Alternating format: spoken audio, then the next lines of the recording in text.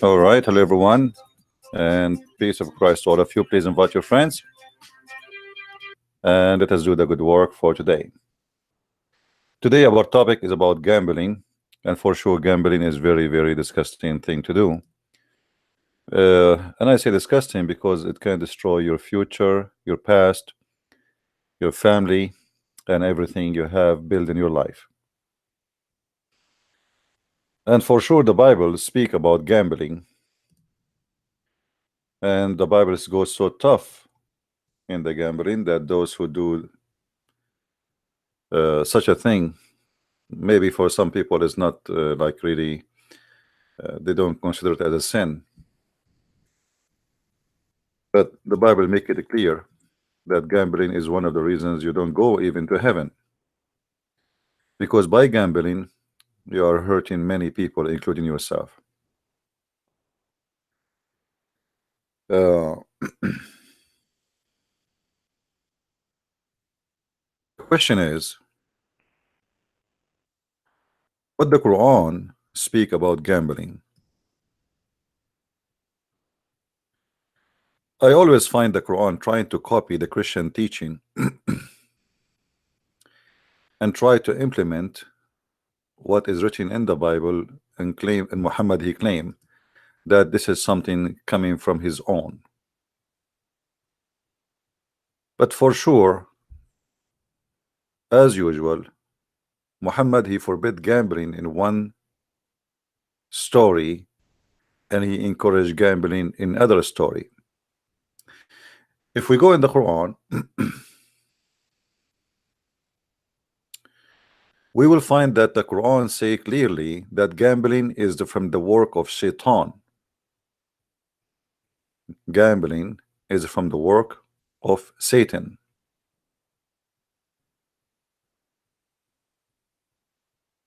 And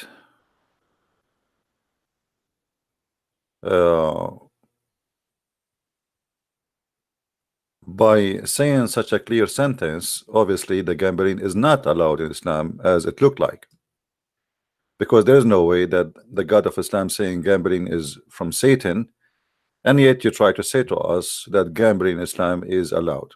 That will not make sense, right?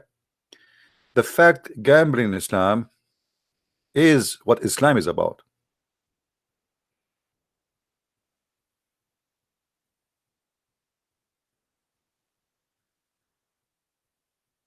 While the Bible make it clear that gambling is forbidden, and many other things are forbidden too, the Quran make it clear that gambling is the way to go to heaven. I will open my Skype soon, so if there is any Muslim would like to call us and get me busted. As you know, Muslims, they claim that they can get me busted. Until now, I did not hear such a thing. 1 Corinthians 6. Dare any of you, having a matter against another, go to law before the unjust and not before the saints? Do ye not know that the saints shall judge the world? And if the world shall be judged by you, are ye unworthy to judge the smallest matters? Know ye not that we shall judge angels?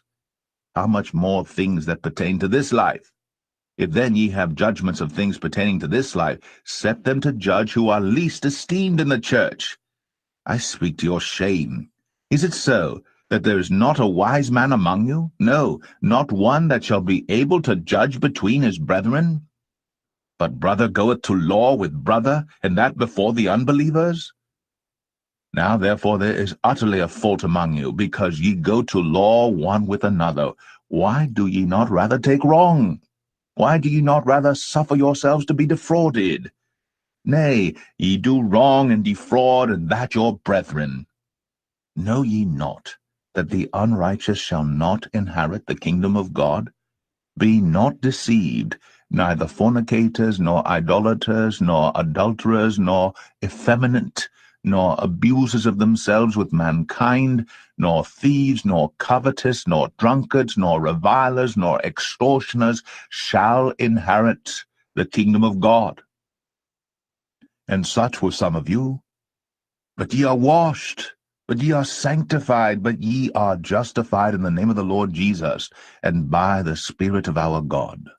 I mean, so here we see that this is made very clear in the Bible what it is right and what is wrong. Now, for sure, you know, we commit sin and we don't make it as a lifestyle. We have our weakness, but it's not the reasoning to make it to adjust our life to make it fit with the weakness. Uh, some they say, well, don't you think that this is extreme? Gambling bring a lot of problems to life of family, society, and others. It's not going to stay only with yourself.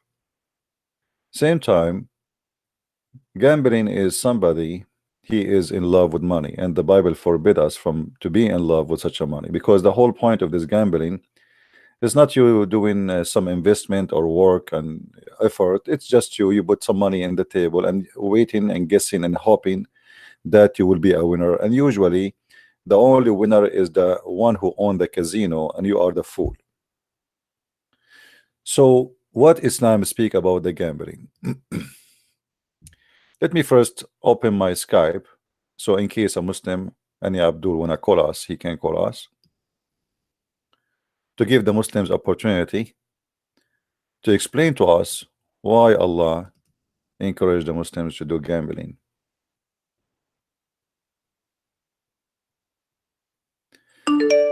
Now, in order to make Muslims get us busted, we have to give them something. I just said Allah encouraged gambling. So a Muslim now will call me and he will quote for me a verse from the Quran saying, oh, let me show you. The Quran says you don't do gambling. Who is a Muslim when I do that? My Skype is open and I will be happy to receive a call from you if you are a Muslim Abdul who can tell me or challenge me to prove to him that Allah encouraged Muslims to do gambling. Do we have any Muslim?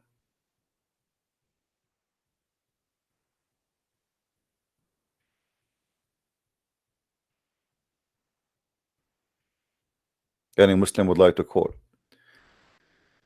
I want to apologize from all those who send me messages in Skype saying hello, God bless you, CP, not to answer, because trust me, if you see my Skype now, you will know what I'm talking about. It's English. So I want to say thank you very much for the message you send me, and God bless you, and I appreciate your support. But forgive me if I don't answer you in Skype. All right.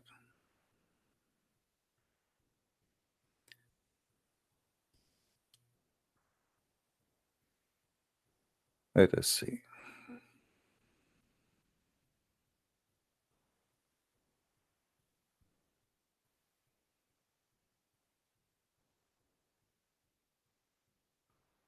A person from Nigeria, he want to discuss with me. He is a Muslim and he want to prove to me that Allah and Yahweh is one.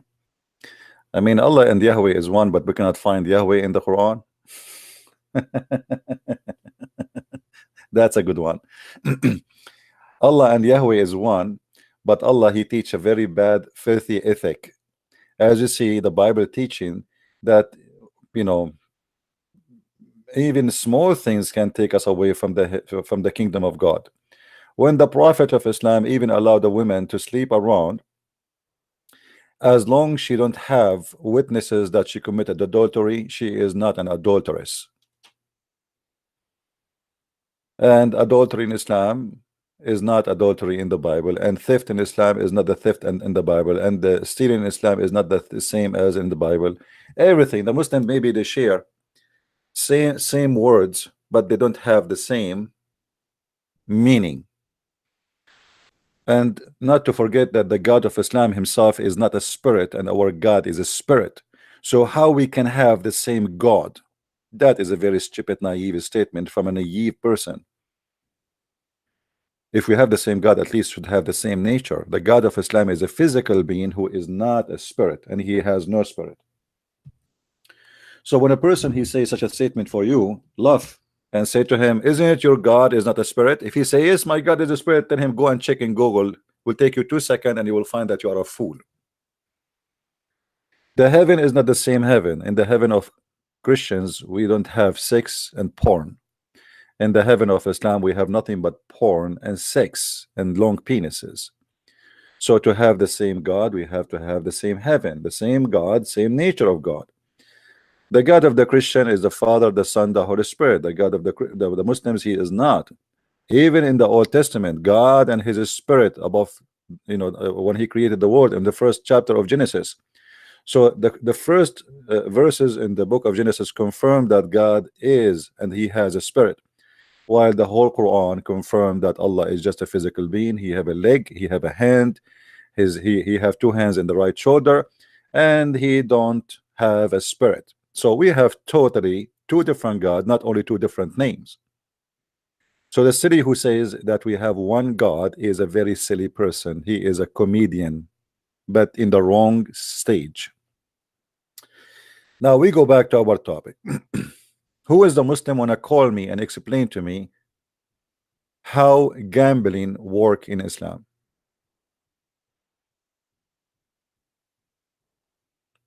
All right.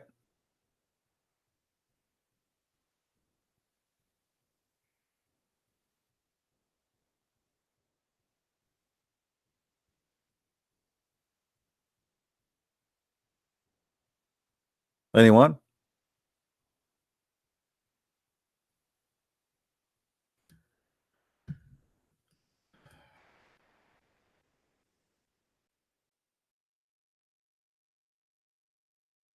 I have a message from somebody claiming to be an ex-Christian.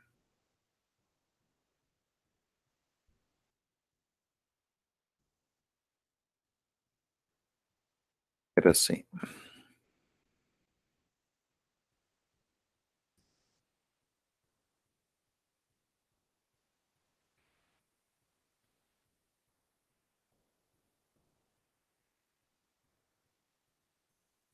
I'm trying to find some Abdul who wanna call us, and until now I see nothing.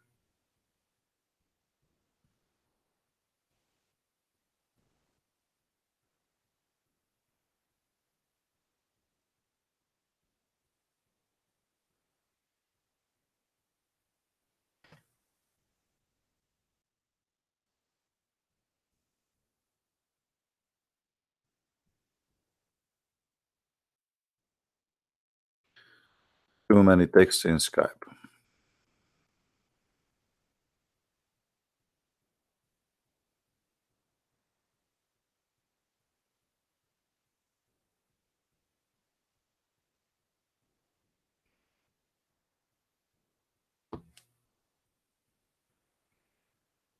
Okay.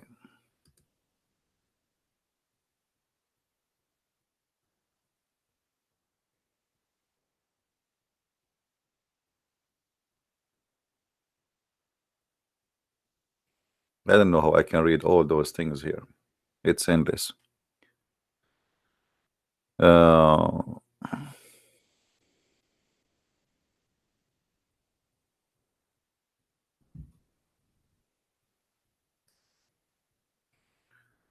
would take me 1,000 years to read all the text. So I have to stop for now, hoping that we will have some Muslims are willing to call us and they can explain to us the Quran. Now, how the Quran teach us to do gambling? If we go to the book, the yellow pages of Allah, we will find the following.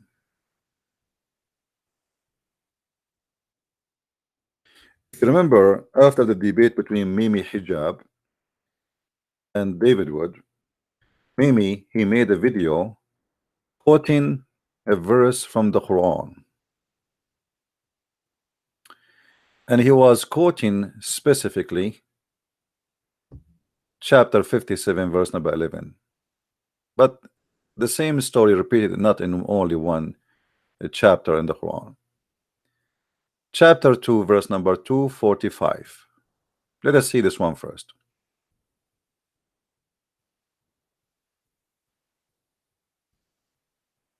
You will see in this verse, the God of Islam is asking the Muslims to make a bet on him, gamble on him.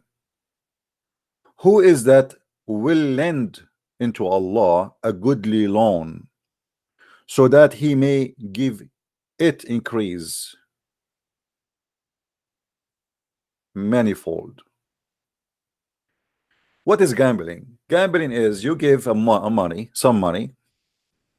and you wanted this money to double or be many double, and without any work, without any effort you do. You give them money, you put the money in the table, and then the money will come back to you supposedly maybe 20 times more, maybe 10 times, maybe twice. Isn't it? This is gambling. The Quran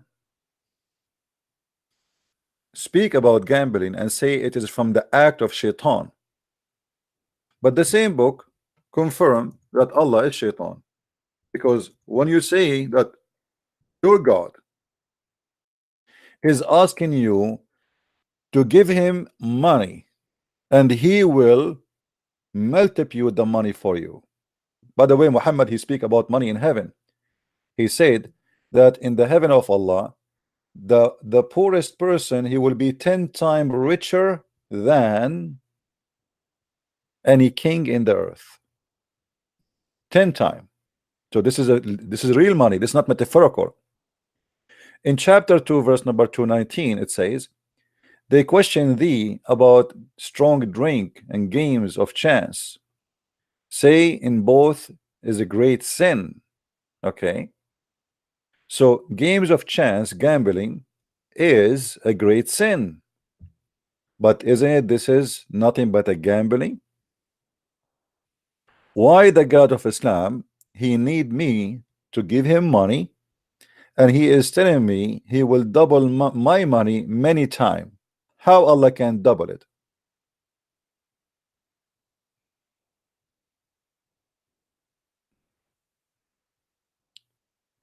And notice here, all what you need is just to give the money. So in one verse says, in the same chapter, that gambling is haram, but in the same chapter it says you can gamble on Allah. You can gamble on the God of Islam. And here Allah is saying to you, Allah will double it for you many times. Who need money? God? How in the world Allah, the God who created supposedly the universe, asking, begging for money, says, who wanna lend Allah alone? Who wanna give Allah alone?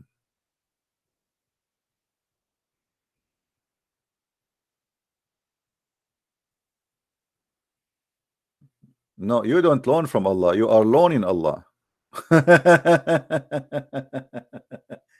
And by the way, how this can be called a loan? You see, loan is about something, let us say, it have to be paid back. But as you see here, this is not a loan will be paid back as it is. It is a loan will multiplied many times, which means this is nothing but gambling. First of all, is not guaranteed. Second of all, we did not even see the one who is asking for the loan. The one who which I will pay him the money. Who is that? Muhammad. But Muhammad claiming that this is what Allah told him. This is the money will goes for Allah.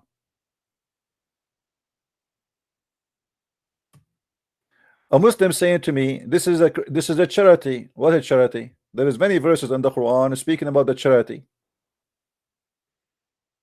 There's tons of verses in the Quran speaking about charity, and the charity in Islam is a joke.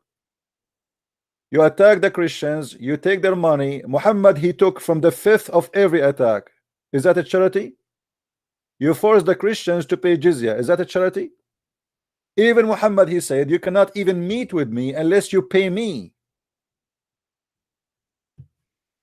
Is that a charity?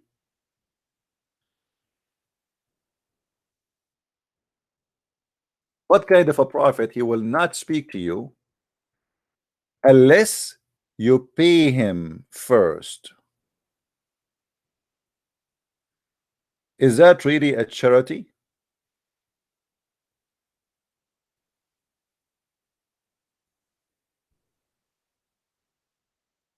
Where is the charity?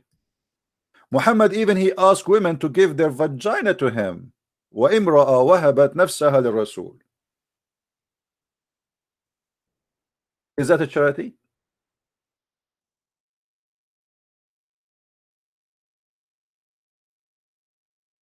Have you ever heard of somebody cashing vagina?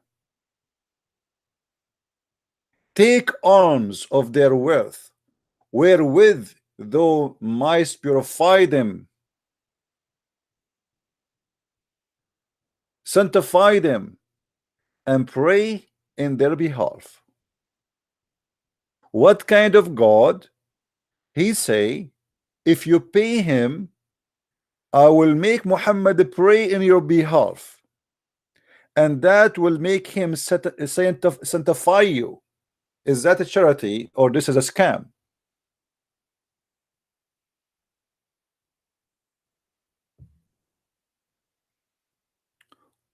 Where is the charity in that statement?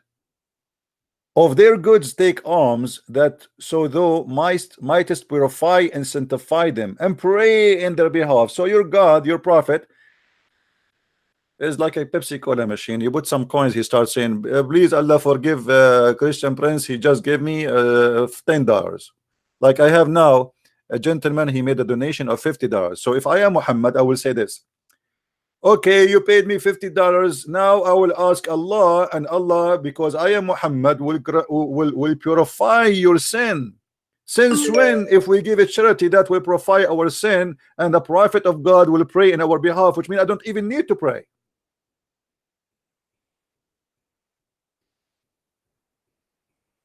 Since when, if you pay me, I will pray in your behalf? So the gentleman who gave me $50 now, he do not need to pray no more. I'm going to pray in your behalf. Don't go sleep. Go sleep, my friend. You just gave them money. I will pray in your behalf now. Isn't it obviously that this is a scam?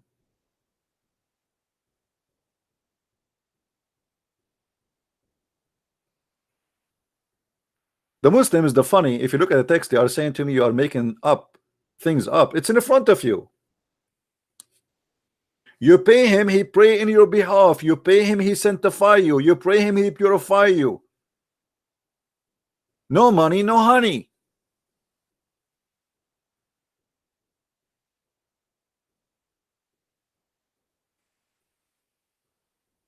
Guys, take it easy in the Muslims. It's okay. I mean, they are Muslims. Please, admin, don't ban them, even if they insult me. Please. Let the Muslims talk. It's enough for them, the penalty of being a Muslim. No need to stress them more. This guy, one day he will go to heaven and he will have 70 years orgasm. I mean, I can go and build a nuclear weapon, and by the time I finish, he is not done even with orgasm. This is why the Americans are in the moon and the Muslims are dreaming about the 70 years orgasm. This is gambling. You gamble with your penis, you gamble with your God, you gamble with your religion, you gamble even with the size. Size does matter in Islam. So we give Allah a loan and he promised us an endless penis. But can you prove to me that this is not a fake promise? Can you?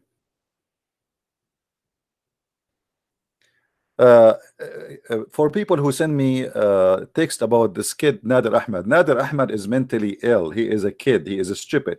So if you are a stupid, send me text about him. I blocked him, yes, because he's filthy, he is rude, and he is a kid. This guy, he made fun of David Wood for he have a children's in disability. A person like this is not even allowed to be in my channel. If you make fun of a child for he have a health issue, you are a certified filthy creature. So don't ever send me a text about such a creature. Otherwise, I will block you. And I will not be surprised if the one sending me the text, it is him, Nader Ahmed himself, because this guy, he have an echo problem. He want his name to be mentioned. So don't be a donkey and don't send me anything about him. And don't text me. That's it. I blocked you, even if you are a Christian. Don't you know who's this guy? This guy is have mental issue. And you have to have mental issue to even to listen to him. Anyway, we welcome all the Muslims to call us. This guy don't even know how to say his prophet name correctly. And this is the same guy who agreed that his prophet have sex with the goat. Go and watch the debate.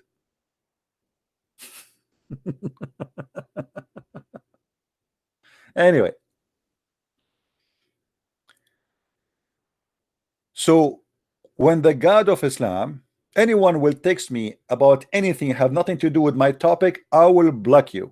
Secondly, if you have a question, you text me in the chat. My Skype only for the Muslims. Don't say to me hello. Don't say to me God bless you. Don't say nice to meet you. I am not opening Skype for this. You can say that in the chat. You are just annoying my screen with a stupid text have nothing to do with my topic. Can't you say to me God bless you in the chat? I mean, do you have to say it in Skype? Skype is only exists for a reason, so Muslims can call me. As simple as that.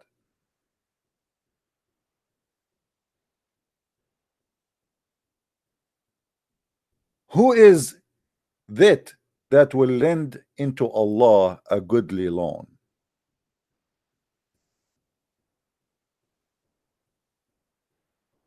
Who is a Muslim wanna call us and tell us how we can lend Allah a goodly loan? Anyone?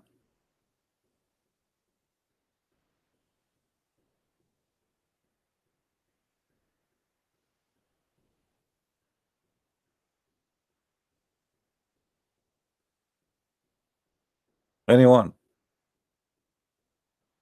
No, I don't get angry from people calling me, you know that. But I don't want, you know, people. I don't know what's wrong with people. What is the purpose of Skype?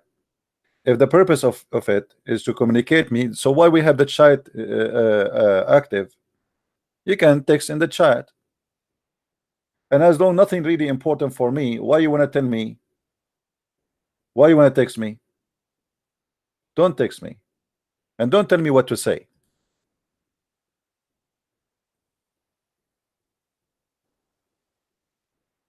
Call me, don't run away. Okay. We have a Muslim, he wanna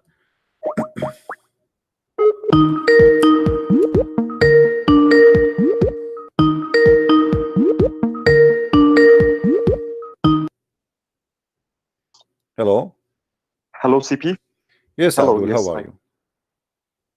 Yes, thank you. I'm fine. You? I'm all right. Yes, So you CP, I are want to talk so about. you are Abdul from Pakistan.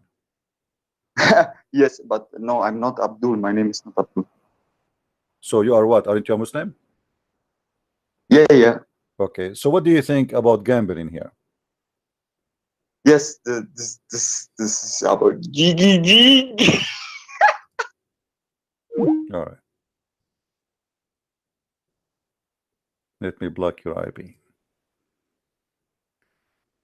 Silly, stupid people. Imagine this kid one day he will have a wife. Just imagine. Anyway. Who is a Muslim is willing to give us a call and tell us what kind of God this God is? Muhammad, he promised 10 of his companions to go to heaven. And the number one companion to go to heaven, which he made him caliphate after him, is the one who gave him a lot of money. You see, when they have elections in many countries, including America, if you are a businessman and you donate to Donald Trump, if Trump he won, he will give you an offer to be an ambassador for him, let us say in England or France or Japan, where you like to be. That is in return for your donation. He cannot pay you back money, but he can give you a job which is, you know, very important. You will be called ambassador of America, with all the pleasure will come with it, where you can be a person, a diplomat. You don't go through the airport with check. You have bodyguards, you have security, you have, you know, you live like simply you are the king who present America as a king in different country. Allah here, he cannot do what a Trump can do. Trump, he can give you a job for sure. What we have here is a promise of a God. There's no guarantee that he is even exist or he is even talking. So the money which we are giving right now is going to go to the pocket of who?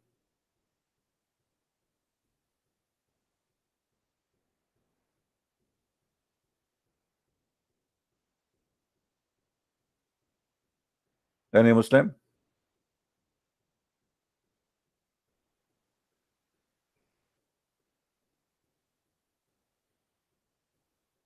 Any Muslim have an answer? This money is going to go to who? Do Allah cash money? What kind of God he is begging for money? Give Allah a loan. And you will notice that this God, he continue repeating the same statement all over the Quran, not only once, not only twice. Chapter 57, verse number 11.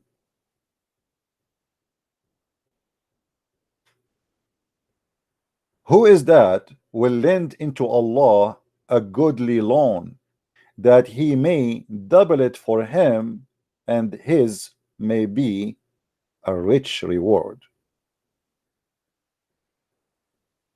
We are talking about God. You see, charity is something, and such a begging for money, claiming that this is going for God, is different story. The Muslim, they claim that Muhammad, he was a very, very poor man, which is, I find that very funny. Muhammad, he have 13 wives, he have tons of slaves, women and men, and yet he don't have money. Poor guy. Can you afford to have 13 houses and 13 women, and they have their, each one of them, she have many maids? Can you? What is the budget I need to have in order to have 13 houses and 13 women, and in every house I have maids and slaves, male and female, and I have to feed them all and take care of them? Is that where the loan of Allah will go?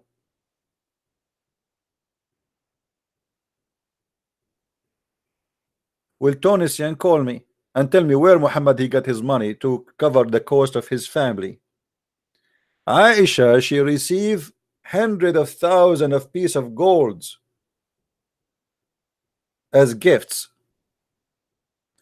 Muhammad, he paid Abu Sufyan 100 camel each for his family in order to convert to Islam. Where Muhammad is getting the money from if he is poor? 100 camel for each?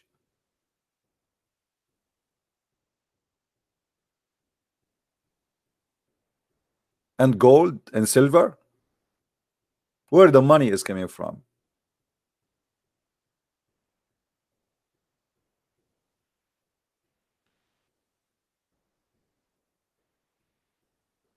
And how in the world you pay somebody to convert to Islam unless you are a scam yourself? Imagine Jesus paying someone to say, I believe in you.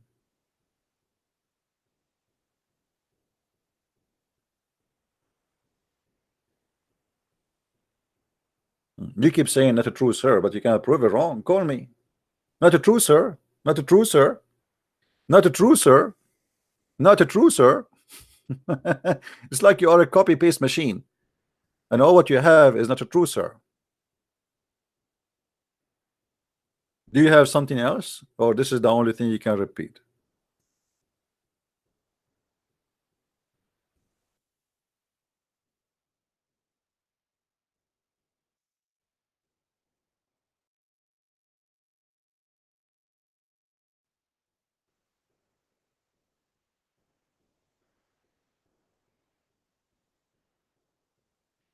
Any Muslim?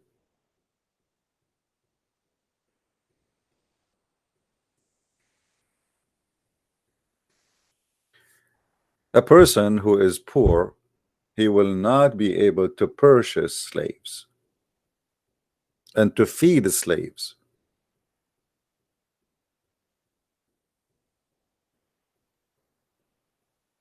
Any Muslim can explain to us what's going on.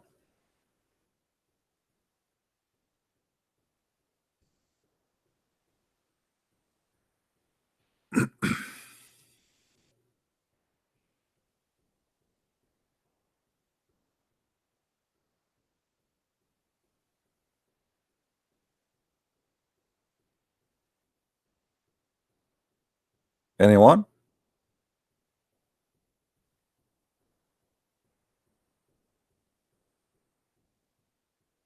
So gambling in Islam is everything. Islam is based on gambling. You are giving your money, guessing that you have a God who is going to tempt you by doubling the money back to you. And here we ask a very funny question. How in the world Allah will pay you by making your money double? Is that something you will receive in the heaven? Any Muslim?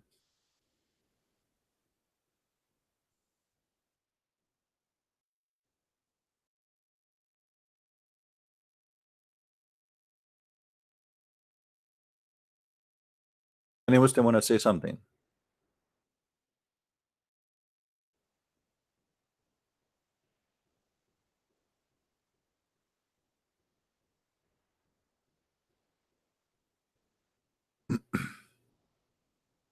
Let me see if I can find you the hadith about the you will be richer than 10 kings in the heaven of Allah.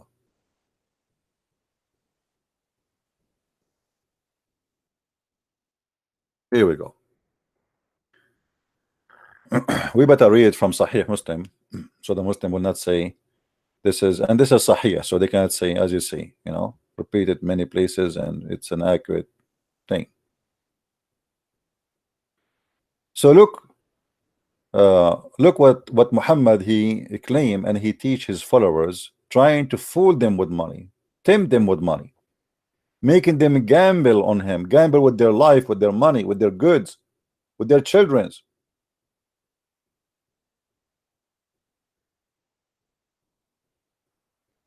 And again,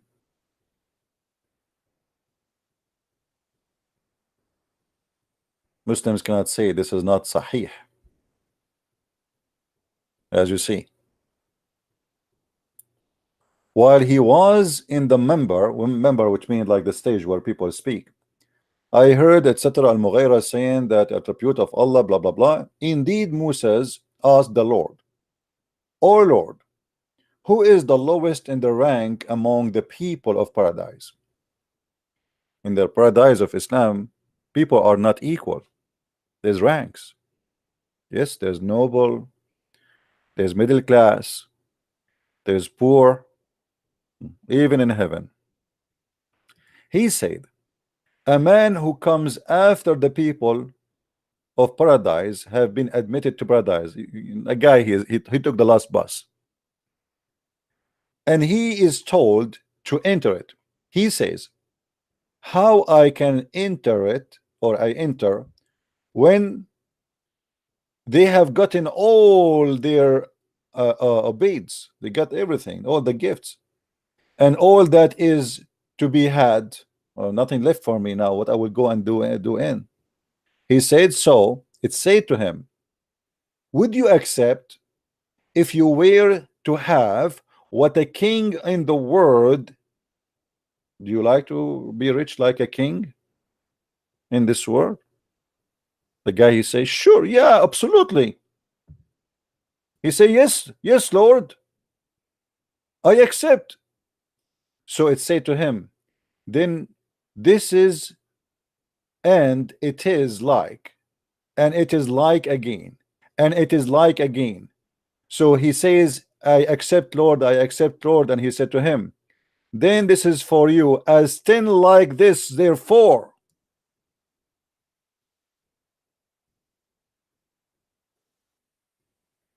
Do you see it, Muslims?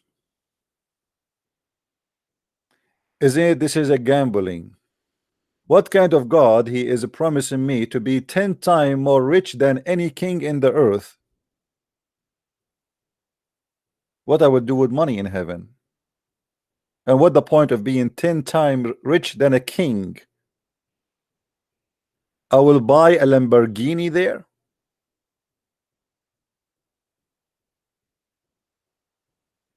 I will have 10 Ferrari.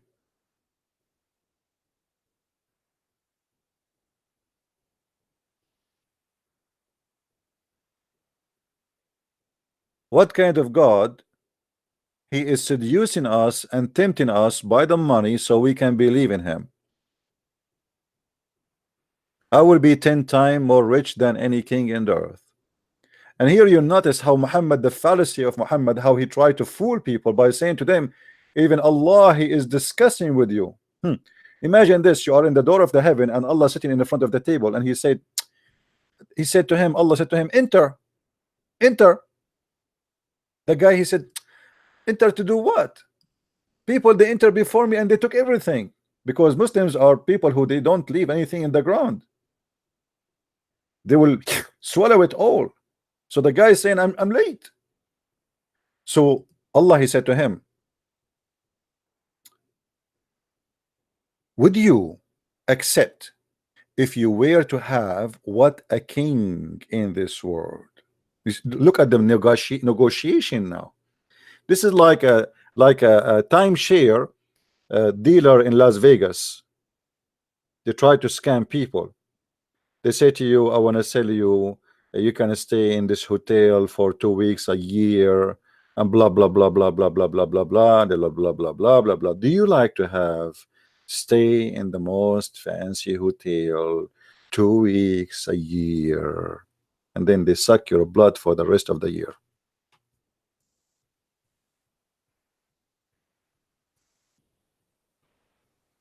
Isn't it? This is a gambling. So now we give Allah a loan, and then the loan, if we give him money, Allah will return it to us, and he will make us 10 times more rich than any king of the kings of this earth.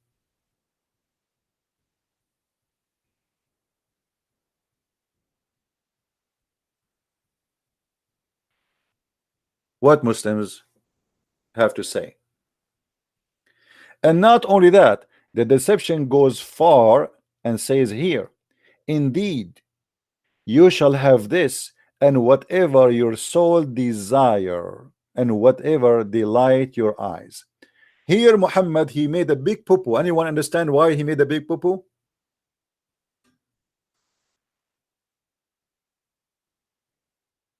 Anyone knows?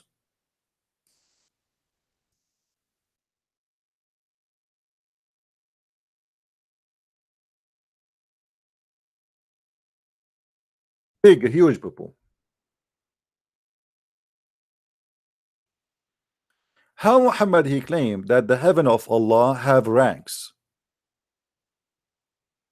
and everyone who go to a rank which fit with his deeds, and then you say to the lowest man, whatever you wish. Okay, I wish the highest rank. I mean, this is the most stupid statement from a prophet making poo-poo, not doing teaching. If we go and we look in different hadith, let me find you the hadith. Muhammad, he said the following.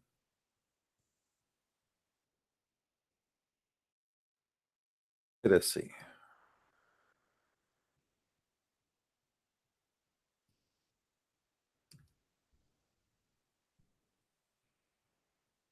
Read carefully with me, my friend. In paradise, there are 100 levels. What is between every 2 levels is the like what is between the heaven and the earth. Al-Firdaus is the highest floor. So Firdaus, the word Firdaus, is a name for the highest floor in the level, which means floor number 100. Are made to flow forth. So when you ask Allah, asking for Firdaus. So if you want to ask for Firdaus, my friend. Don't ask for the first floor or basement. I mean, but look, this is a total contradiction with this statement. If Allah, He promised me whatever I wish, that's mean everybody will be in the Firdaus and nobody will be in the first and the second and third and 10 and 20 and 30 and 50 and 80 and 90 floor.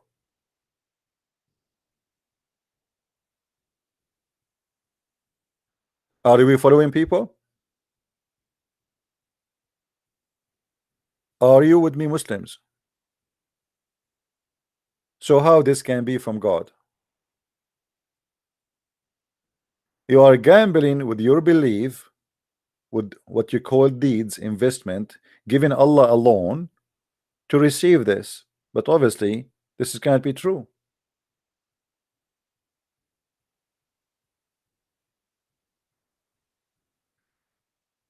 Muhammad is schooling us about going to heaven, but he himself is not sure even if he will go to heaven or not.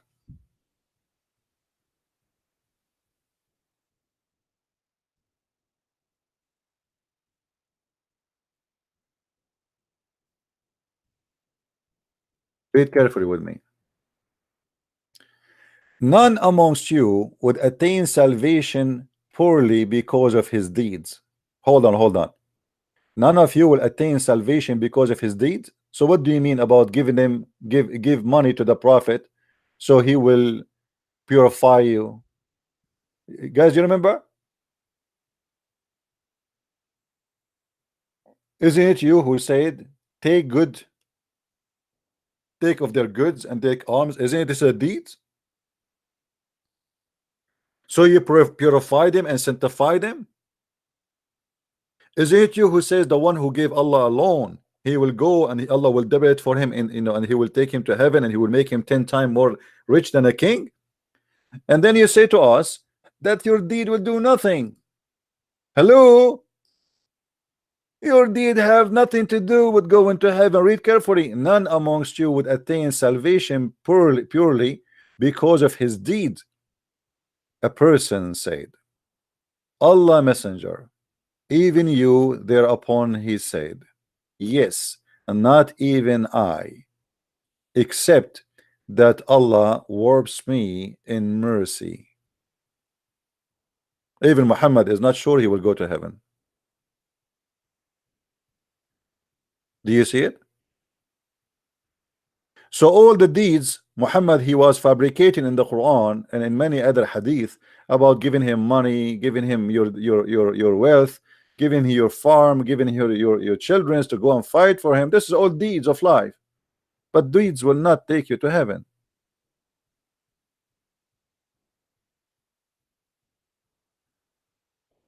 So what is going to take you to heaven? That's mean all the promises we saw in the Quran is nothing but fiction.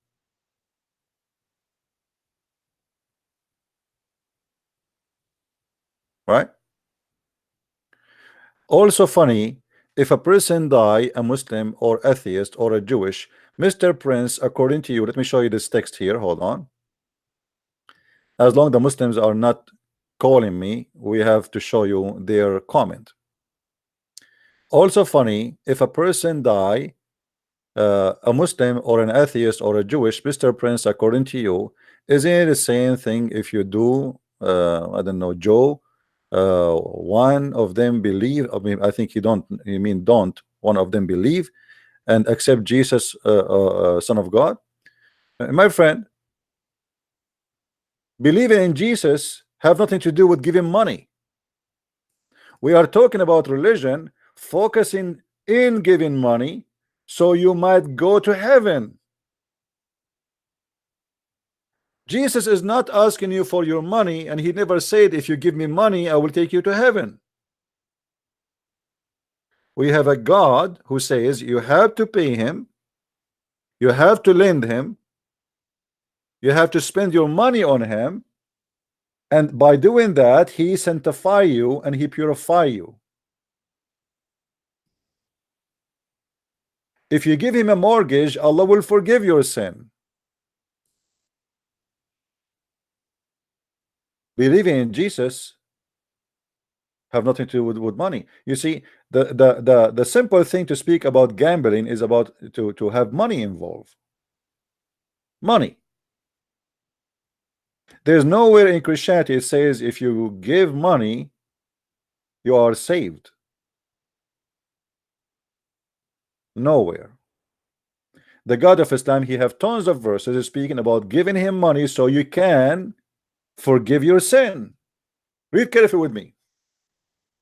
If you lend into Allah a goodly loan, he will double it for you and will forgive you. Chapter 64, verse number 17. Isn't it clear that by giving Allah money, your sin is forgiven? Or I'm making things up? Now you show me where Jesus says, give me money, I forgive your sin. When we speak about gambling, we are talking about money. I give you money, in return I forgive you. I give you money, in return I send you to heaven.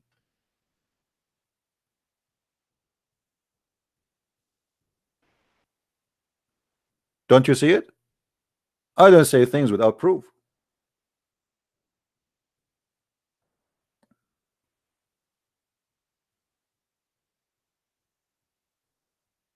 Oh, what you are saying here, give Muhammad some money and Muhammad, he will forgive your sin.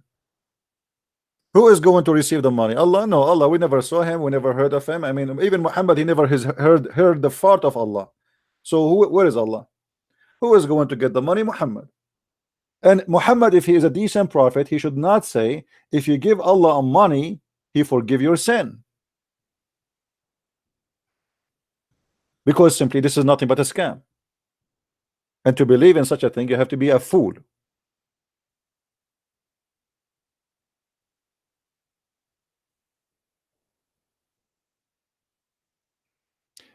Be careful in the text. Anyone attack the Catholic, I will ban you from my channel. I don't like stupidity in my channel. Catholic are Christians. And there's many people, they practice a scam from all the churches. They are the same as Muhammad. So don't go there. There's many like Muhammad. Jesus said, many they will come to you in a clothes of sheep, but they are wolves. So they collect donation from people. They ask them to call, you know, you open some, they call them Christian TV, the same as Muhammad. They are Muhammadan actually. They are Muhammadan, but they claim that they are Christians. Call right now.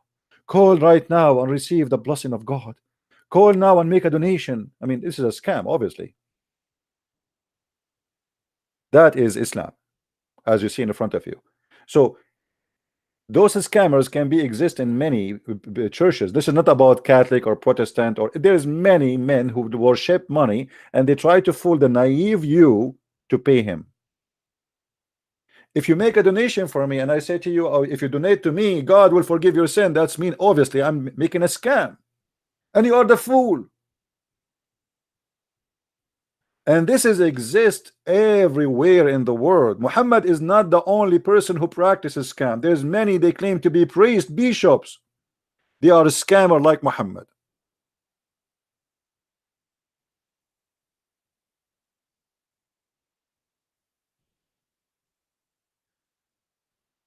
Now, do we have any Muslim here would like to call us?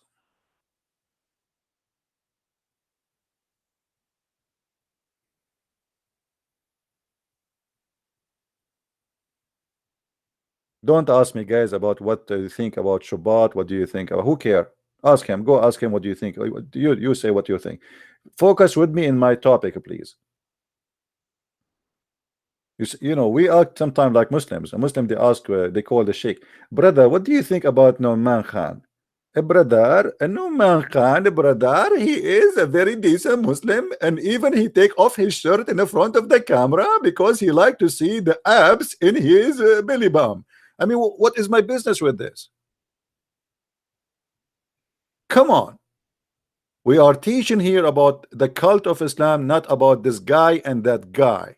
Focus with me.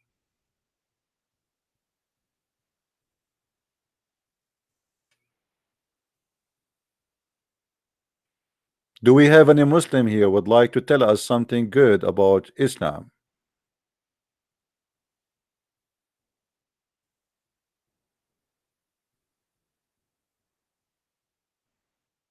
Yeah, I am willing to ban anyone is taking our topic out of the topic. You don't like it, you can leave. This is not a place for a bunch of kids. They want to gossip and talk about this guy and that guy. Here we have a real education. You don't like it, close the door and take the first bus in your way.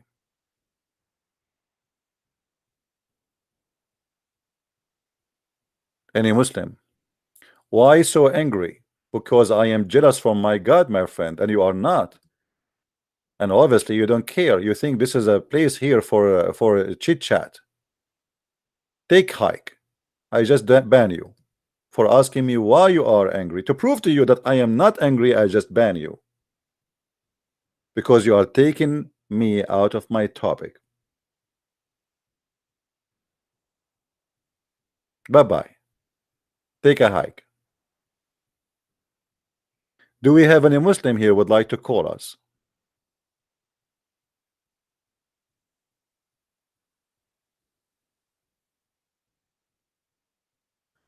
Ramble, I told you don't ask me about Walid Shubat or anyone. I don't know what are you talking about, and not of my interest. My topic is Islam. You ask me about things have nothing to do with my topic, I will ban you. That's mean you are a child and you are not mature.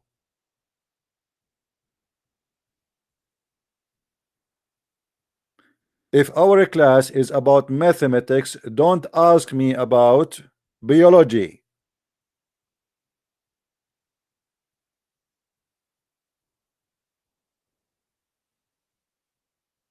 And I am not here to speak about this guy or that guy. I am here to speak about a cult. It's called Islam.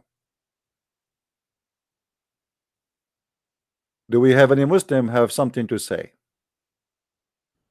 Why you need to give Allah money in order to forgive you by paying him?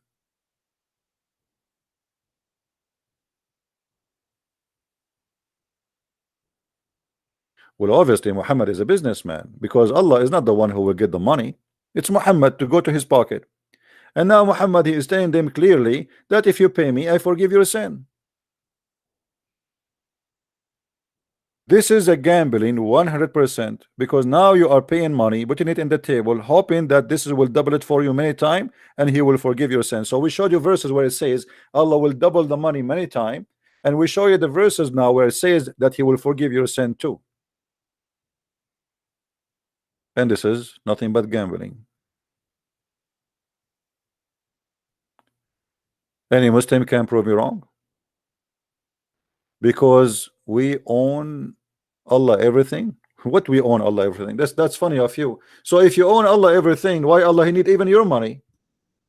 He have it. Good one, good one. The one who created the heaven and the earth, cannot he send like 1,000 kilogram of gold to Muhammad? You know, you're a prophet of Allah, ask him.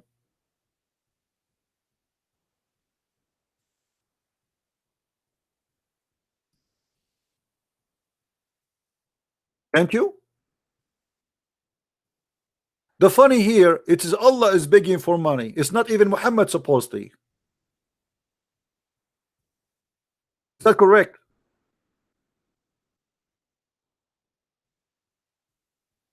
You see, you Muslims, you are praying to Allah 5 times a day, and look what happened 2 days ago. Millions of cockroaches and locusts, they attacked the Kaaba and Mecca.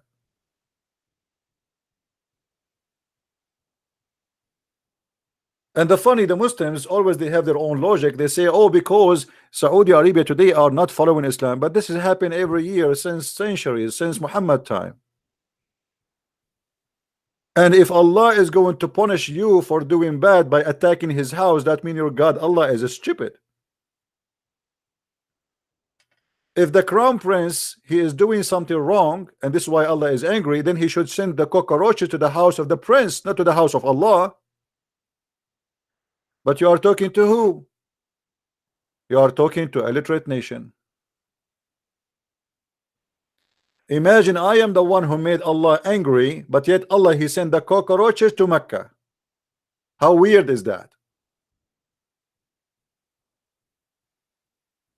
Hey, Allah, Christian Prince is here. He don't live in Mecca. Send the cockroaches here. I never saw a cockroach in my house.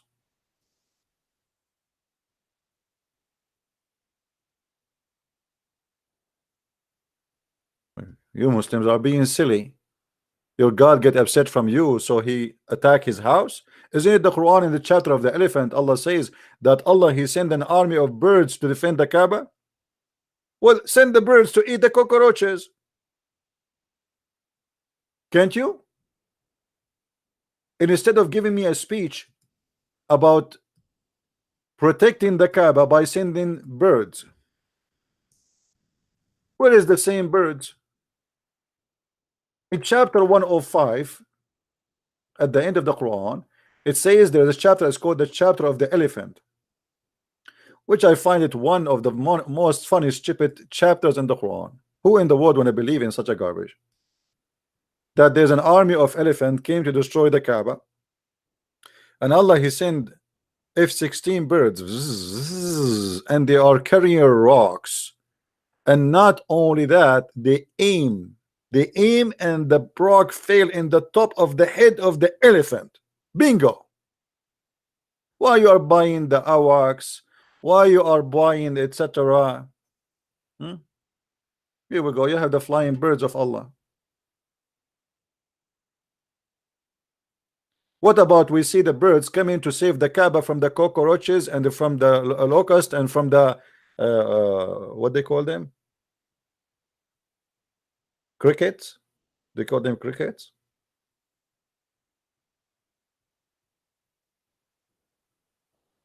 Maybe Allah he need a loan so he can buy DDT or a spray to spray the cockroaches. Now we got it.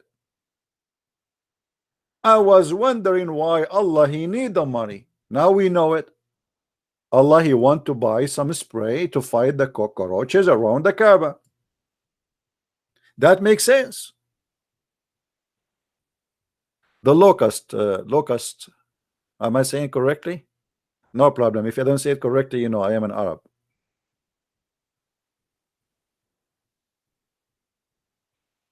Hello?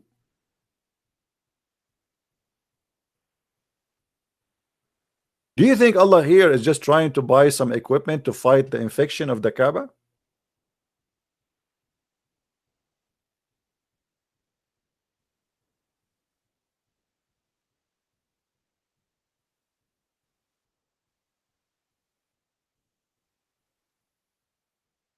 Anyone?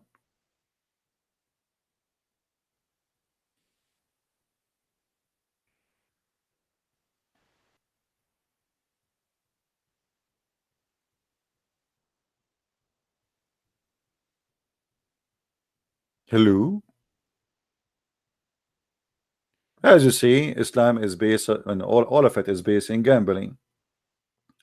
When Muhammad he said in the hadith that there is no guarantee for you to go to heaven, and it's gambling, even him he is not sure. Actually, Muhammad he said in different hadith something is more funny and more crazy. Look what Muhammad he said.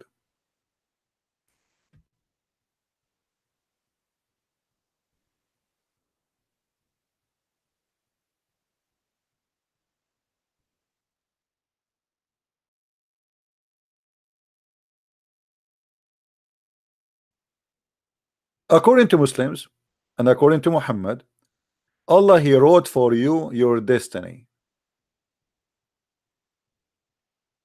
Allah wrote for you your destiny.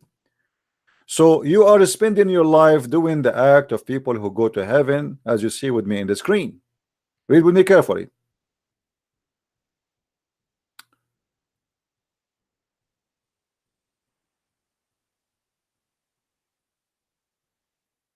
A man he will do the act of people of heaven until he is in a distance of 1 cubit or nearer to heaven.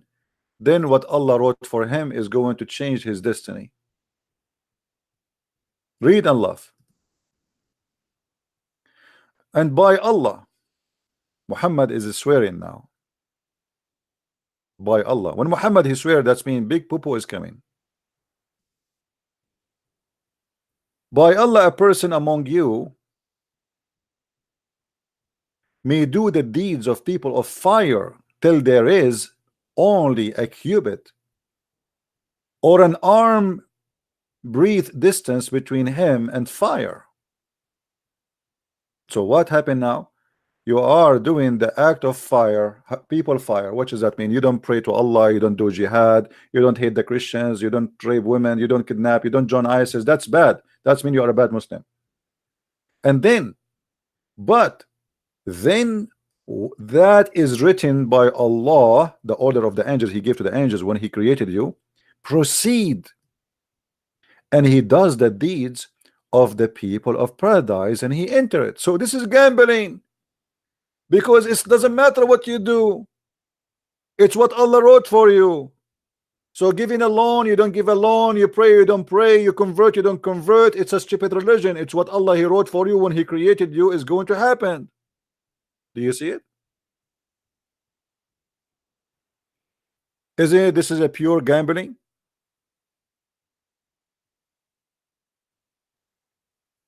So why you want to give your money to Allah if that will not help anyway? What is written by Allah is going to change. And look what Muhammad, he proved my point by continue saying the following. Read carefully with me. Muhammad, he said, not me, because now the Muslim they say, oh, you are making things up. Muhammad, he said, and this is Sahih al-Bukhari, as you see, Abdul, not my statement, and this is Sahih. All right. Muhammad continues saying,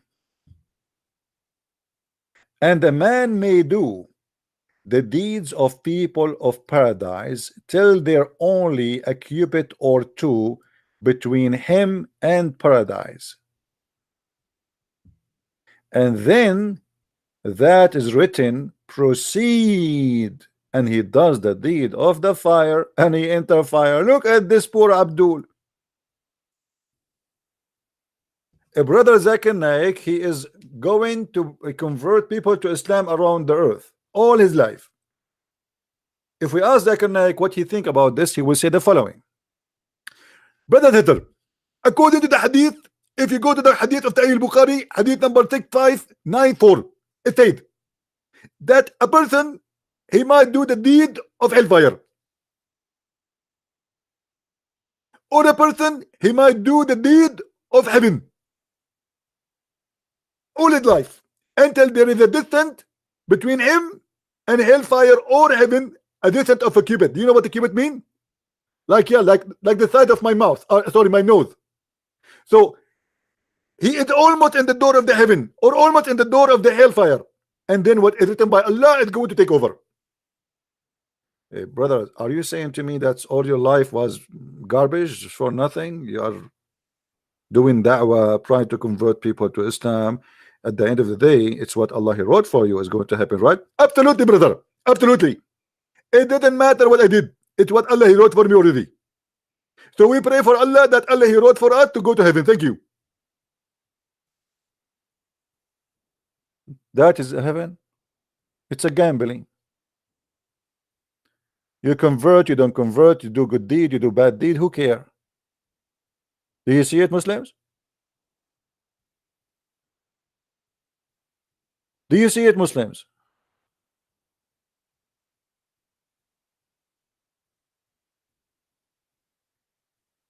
This is a religion.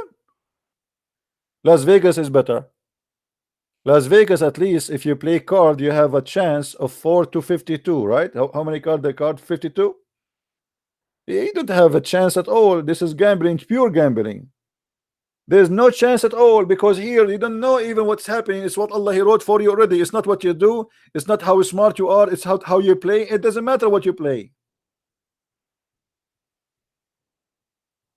What matter is how Allah play.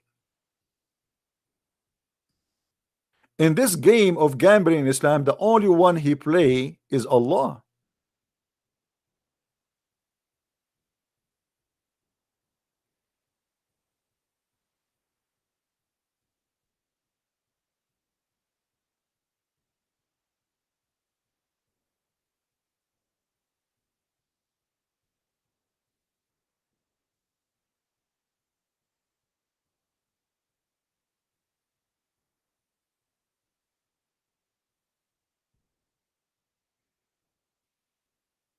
Any Abdul?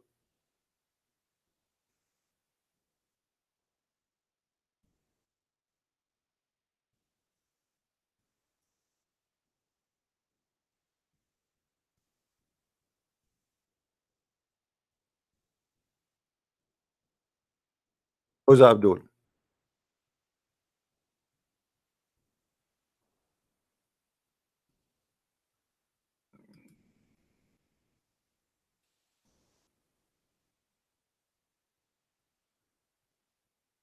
As you see, not a single Muslim dare to prove me wrong that this is nothing but a pure gambling. There's no salvation in Islam. There's no guarantee, and there's no point of doing even bad deed or good deeds, because it doesn't matter. You do bad deed, you do good deed is not really what that will make you go to heaven. It's what Allah He wrote for you. How stupid this cult is.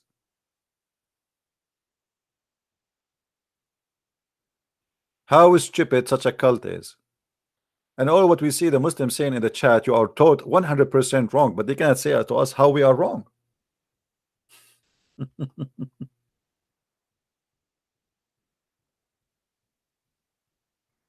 Hmm? How we are wrong.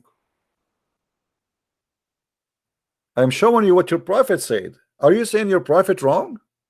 It's not me who's saying that. It's your prophet. Your prophet saying it's a game. Only Allah play in this game. It's not you. Allah He made a gambling. He put your name in His roulette, and if your name come in the, because Allah He hid the black color, as you know. If your name come in the black, you go to hell. If your name come in the white, you go to heaven.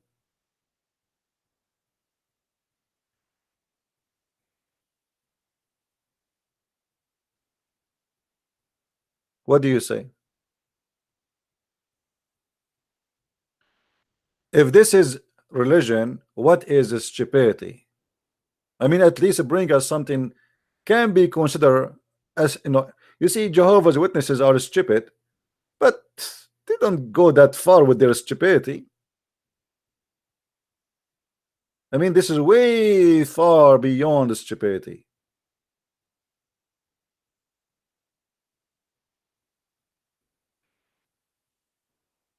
Any Abdul?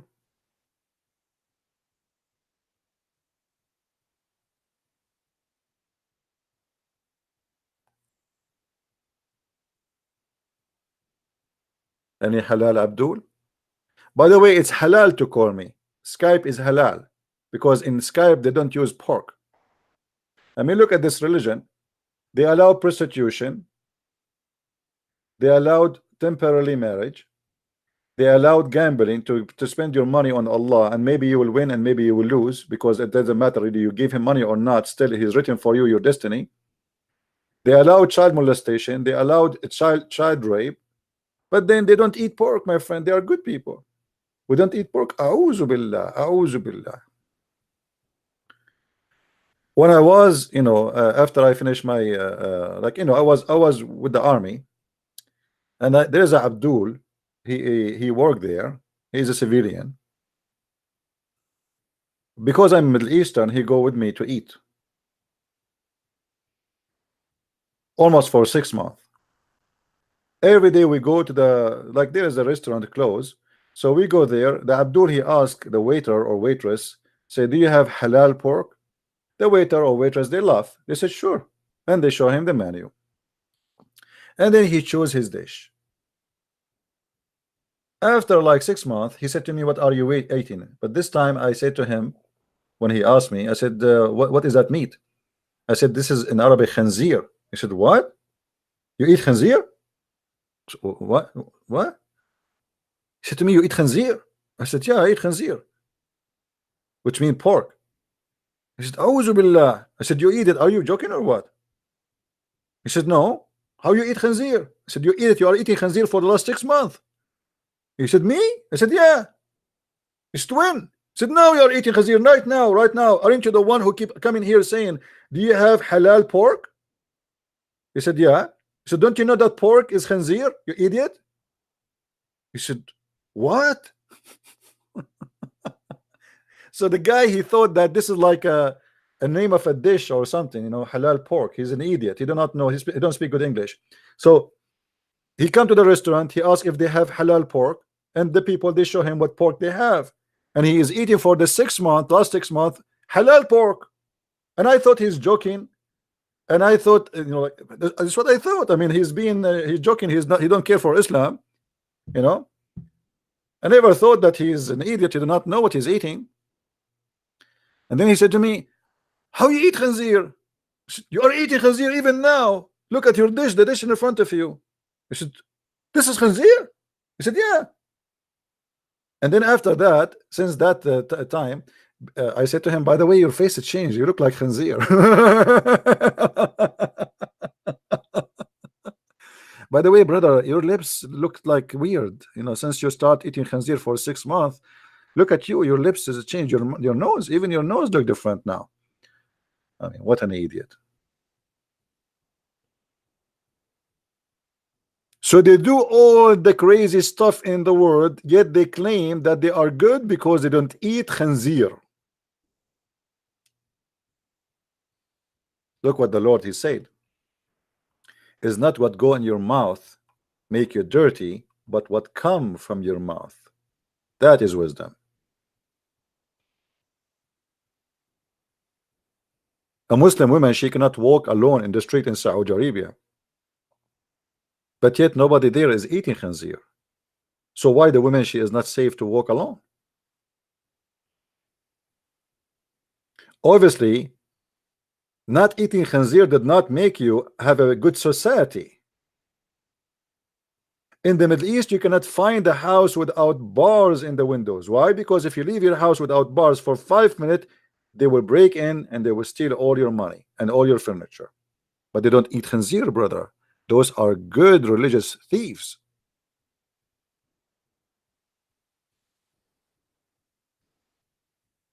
So the Muslim, they school us about ethic and what is right and what's wrong. But if you go and live in their countries, nothing is right there. Even the grocery store is a scam.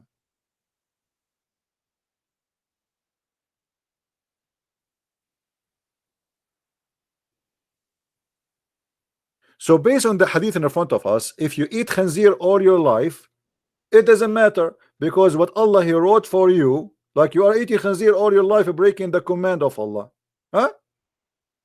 And then almost you are in the door of hell. That then what Allah he wrote for you proceed, and you go to heaven.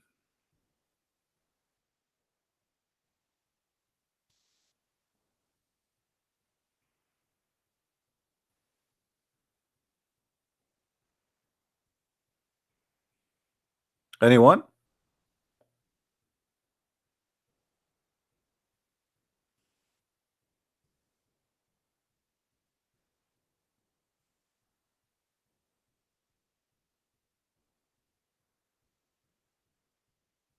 Mayday, Mayday. Any Muslim? Yeah, for sure it's haram to call me, for sure, haram.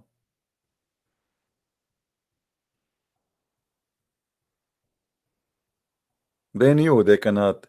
Yeah, but it's not haram to try to fool a girl. She is 17 years old to convert to Islam, but haram to talk to Christian prince. It's not even haram to sleep with the women. She go to the bar, even if she eat pork. It's halal. When they arrested a Saudi prince and they said to him, "Is it haram in Islam to sell drugs?" He said, "Yes, but I don't sell to Muslims." By the way, the biggest producers of drugs in the world are the fanatic Muslims, not even just normal Muslims. Taliban, Pakistan, Hezbollah, you name it.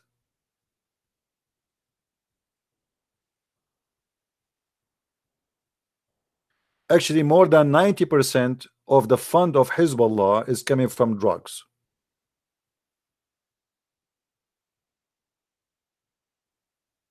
And 100% of the fund of Taliban is coming from drugs. but they don't eat pork. When we find that in Google, #1 country who search for sex with donkey is Pakistan, and then we find that the government of Pakistan sending a legal complaint against Christian Prince to YouTube. Have you, I mean, can you believe it? A government of a country like Pakistan complaining against and making a legally claim against Christian Prince. I mean, who is this guy, Christian Prince? You are a country, you're Pakistan. I am a threat to the security and the stability of Pakistan. The drugs, my friend, is all over in the country. The terrorism, the weapon in the street, the terrorist. But Christian Prince is the problem. What is the claim? I receive emails from YouTube. They have a long list of videos made by me saying we receive a complaint from government. And I was reading to see first, because in the beginning it doesn't say which government. I was reading to see what is that. I mean, what government? You know, at the beginning I was like, what, USA government? What is that? And then I start reading and going down, and then it says the government of Pakistan.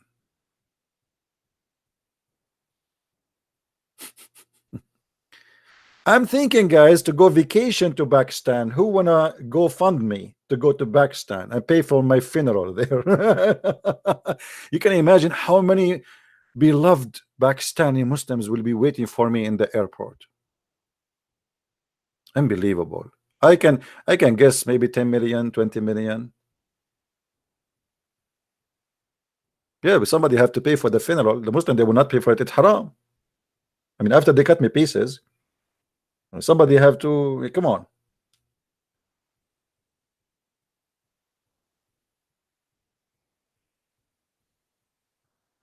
The Abdul will be lined up in the airport to give me a hug.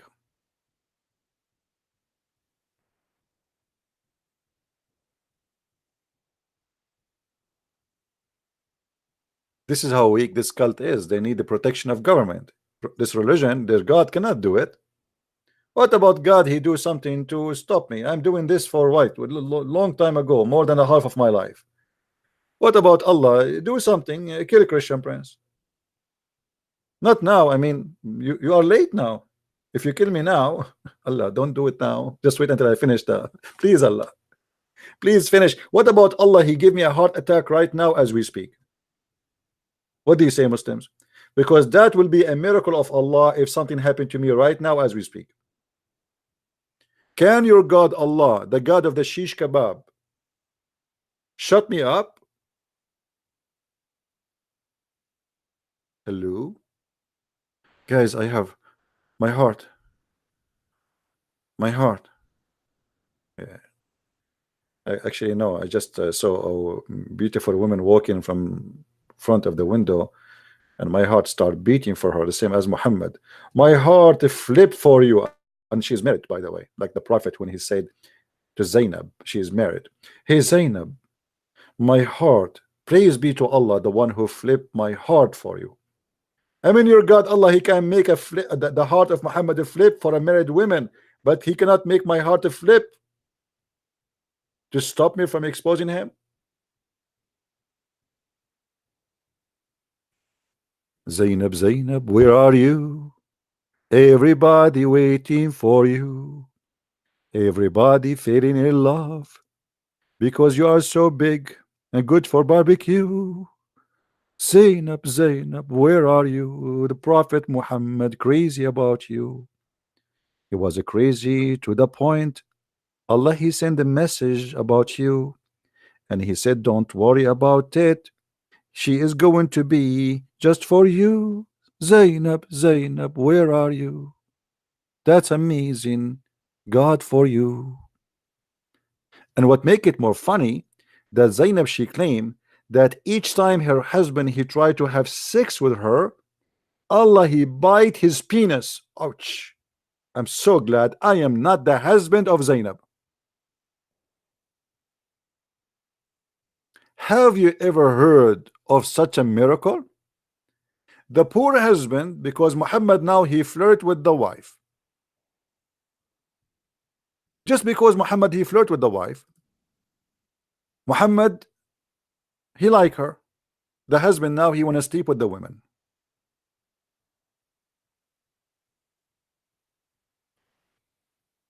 As a husband, his wife, it's his lawful, it's halal, it's halal. No, it's not halal no more, because the second the prophet he wished to have her, your penis cannot touch her. So according to Zainab, since the prophet he had said what he said, that he like her and he have a lust for her, each time her husband try to have sex with her, Allah he make his penis swell.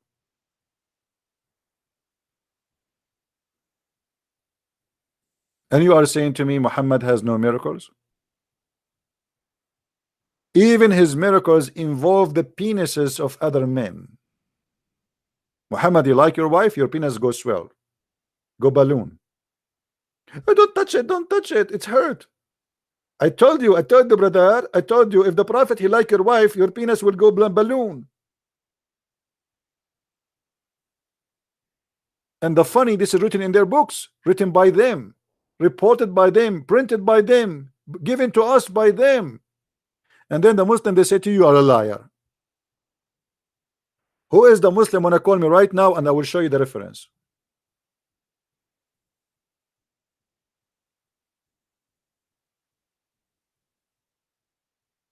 Any Muslim?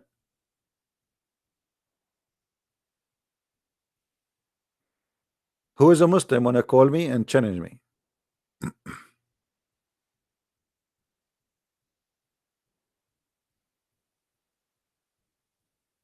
Wait on there.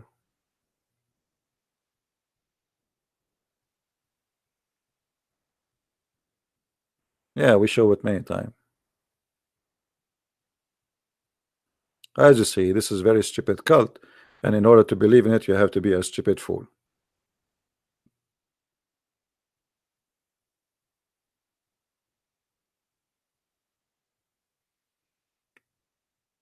Any beautiful Muslim would like to call us? Any handsome Muslimah? Now, by now, you learn why I say beautiful Muslim and handsome Muslimah, correct? Who remember why? Let us see if you guys are learning why I say beautiful Muslim and handsome Muslimah. Why I always say that. I'm not insulting, by the way. Because according to Muhammad, a Muslim man he can shave, he can take hair from his face, but a Muslim woman she cannot. So who is the handsome here with the beard? Have you ever heard of religion like this? Women, if she take hair from her face, Allah will curse her. But if a man he do the same, Allah will not curse him. What kind of religion? This religion? Are you saying that you Muslims you like women to be having a mustache and beard? And by the way, the only way to find out if a Muslim woman she is religious or not is the hair in her face. If she have the skin like she work in high eyebrows, in her mustache, in her beard, that means she is a false Muslim. She is not practicing what Muhammad he said. Especially if she is coming from an ethnic which is hairy like us. We are Arab, we are hairy. You know, once I went to the swimming pool, they kicked me out. They thought I'm wearing my clothes. They said, sir, you cannot swim with this your clothes. I said, I am not wearing anything. This is my hair. And this is what the atheists they use against me in the debate. They said to me, we heard you once saying that you have a lot of hair. Okay, this is a proof that the atheism is true. Monkeys and hair makes sense. And I lost the debate because of that. What I can do? I mean, this is a mistake. I should not say, but it's too late now. It's recorded. So a poor Muslim woman, she cannot take hair from her face. Why?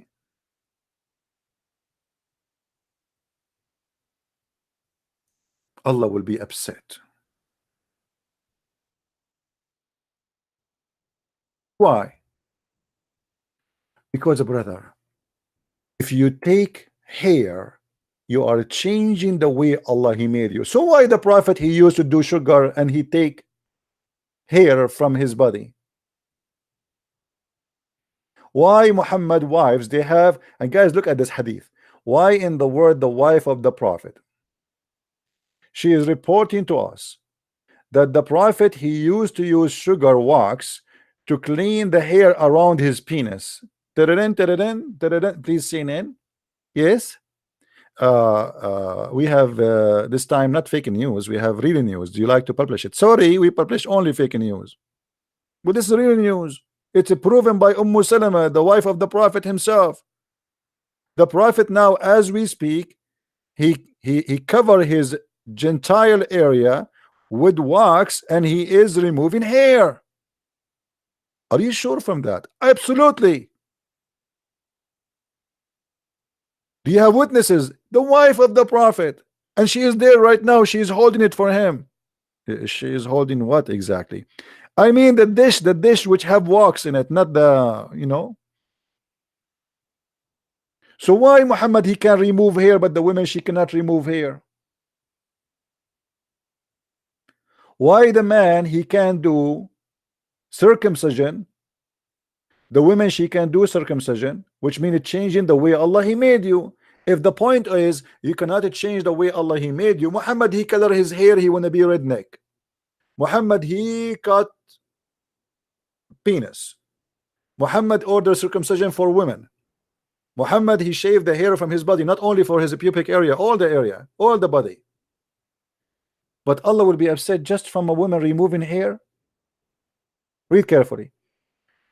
The Prophet SAW caused the women, cursed the women who practice tattooing,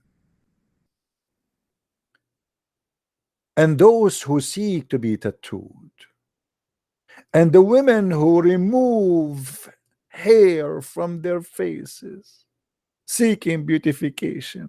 How disgusting! How disgusting! And this is why until now I am not married. I signed a dating website. It's called hairywomen.com, hoping to find a woman fit with my religious belief. Hairywomen.com is halal dating website where all women are very hairy, organic. You meet a girl, she is hairy, and you are the first time seeing her, and you say to her, I am in love with your beard. She say, oh, sorry, I'm shy now. Truly, your beard and your eyebrows, they are thick like mustache. MashaAllah. And look at your mustache. They are even thicker than mine. Alhamdulillah. And now we became two men in the house.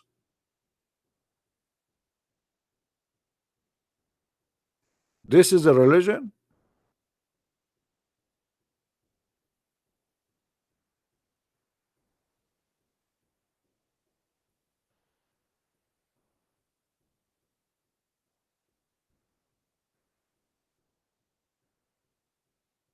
This is really a religion?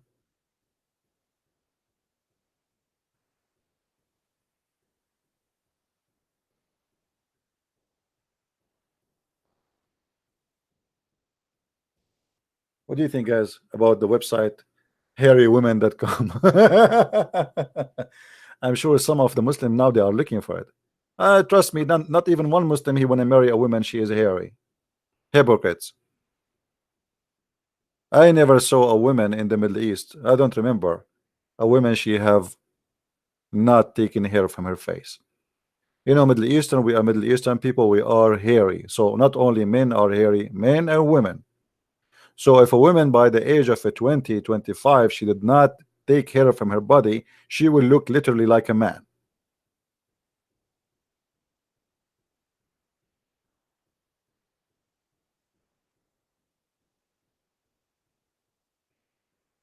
Like maybe you know, blonde white people, they have a lot less the hair in their body, and maybe even they don't even have hair. But this is not the case for us. And by the way, it kept me warm. Like now it's -8 outside, and even if my heater is off, This is called the evolution.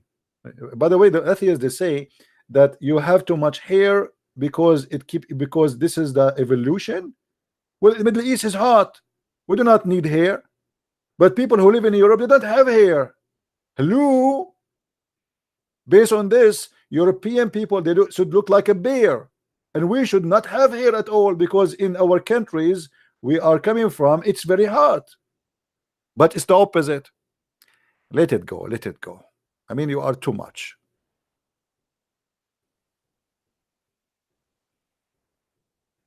Hmm?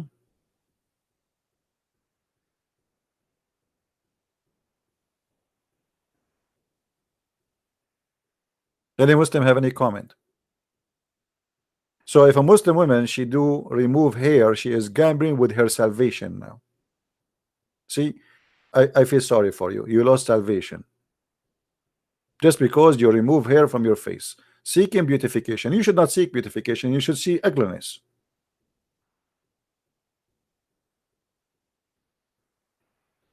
About share? What? I don't know what I understand. The client. I don't know what you mean. Do we have any Muslim here?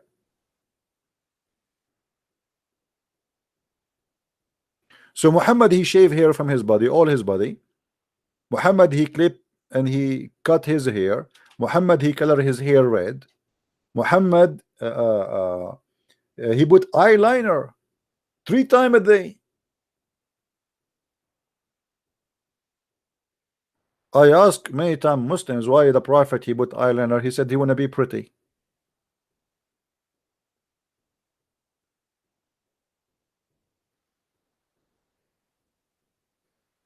Well, I am so glad that you have a pretty prophet.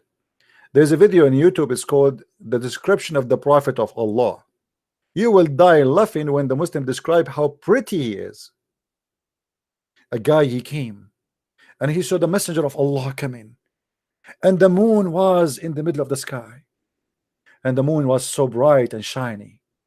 And look at the face of the Prophet, and you look at the moon, and you look at the face of the Prophet, and you look at the moon, and you look at the face of the Prophet, and you look at the moon, and you look at the face of the Prophet, and you look at the moon. Come tomorrow, because we have to continue. And you look at the face of the Prophet, and you look at the moon, and you should see, guys, the voice effect and the music in the background, like people, they are dying from the affection. I mean, this is a very holy moment. The face of the Prophet is brighter and whiter than the moon. I wish I can play the video for you here so you would die laughing, but you know, if you play it, they will claim, they will make a copyright claim. I look at the Prophet and I look at the moon. I look at the Prophet and I look at the moon. I look at the Prophet. Like, we got it, man. I mean, how many times you have to repeat it? Okay, you look at the Prophet and you look at the moon, and conclusion, please. No. We have to make action. I look at the Prophet. I look at the moon, and I look at the Prophet, and I look at the moon. I look at the Prophet. I look again at the moon, and then I look at the Prophet, and I look at the moon. Brother, are you sure you are looking, not touching? Oh boy. Yes. Alhamdulillah. Alhamdulillah. Alhamdulillah. I'm a Muslim. I'm a Muslim.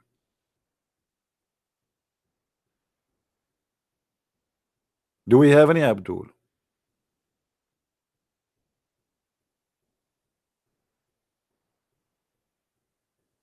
Seher. Somebody asking me to talk about Seher. My friend, stay here now. We don't want to change the topic. We're talking about gambling.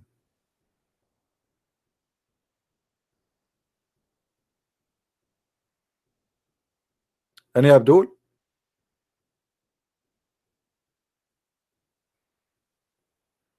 Actually, I'm not going to stay long today. I have some water in my ear, actually both of them, and you know, I don't feel comfortable with my ears having the headset over my ears. I took a shower, which is unusual for Arab, by the way. We Arab, we take a shower like once a while. I forgot when last time I took a shower.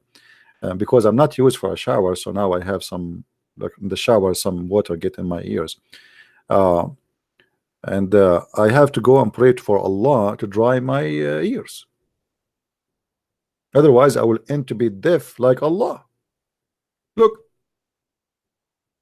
the Muslims are praying to destroy Israel for the last 70 years. Allah hear nothing. Destroy America. Allah he hear nothing.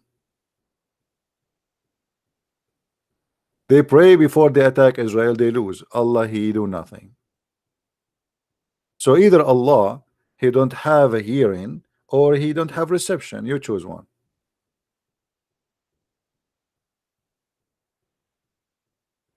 You think if I shake my head 3 times it's going to work? All right, that's a good advice.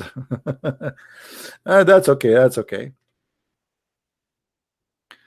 All right.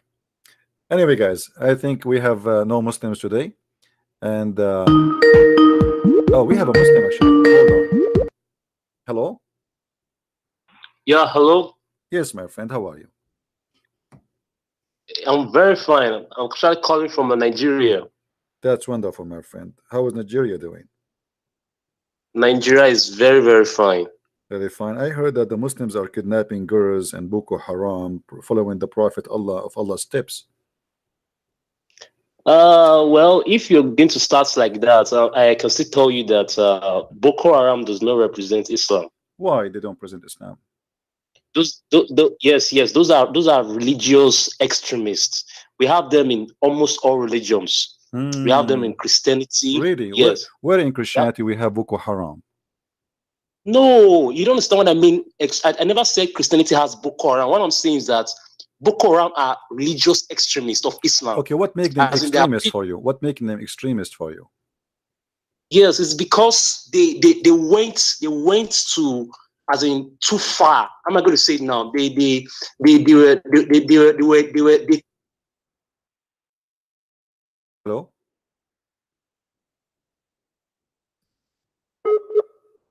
I lost him.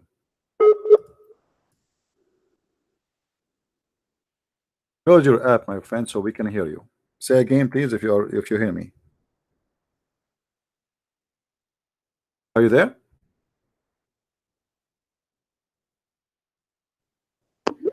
Hello? Yeah, I'm sorry. This network problem. It's all right, no problem. I understand, my friend. So a terrorist, he don't present Islam, correct? Yes. Okay. What wasn't your prophet a terrorist himself? No. Okay. Say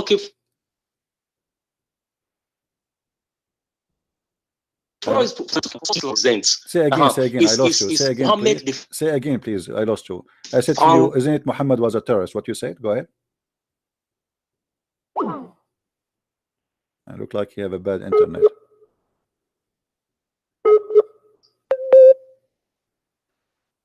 Are you there? Hello? Yes.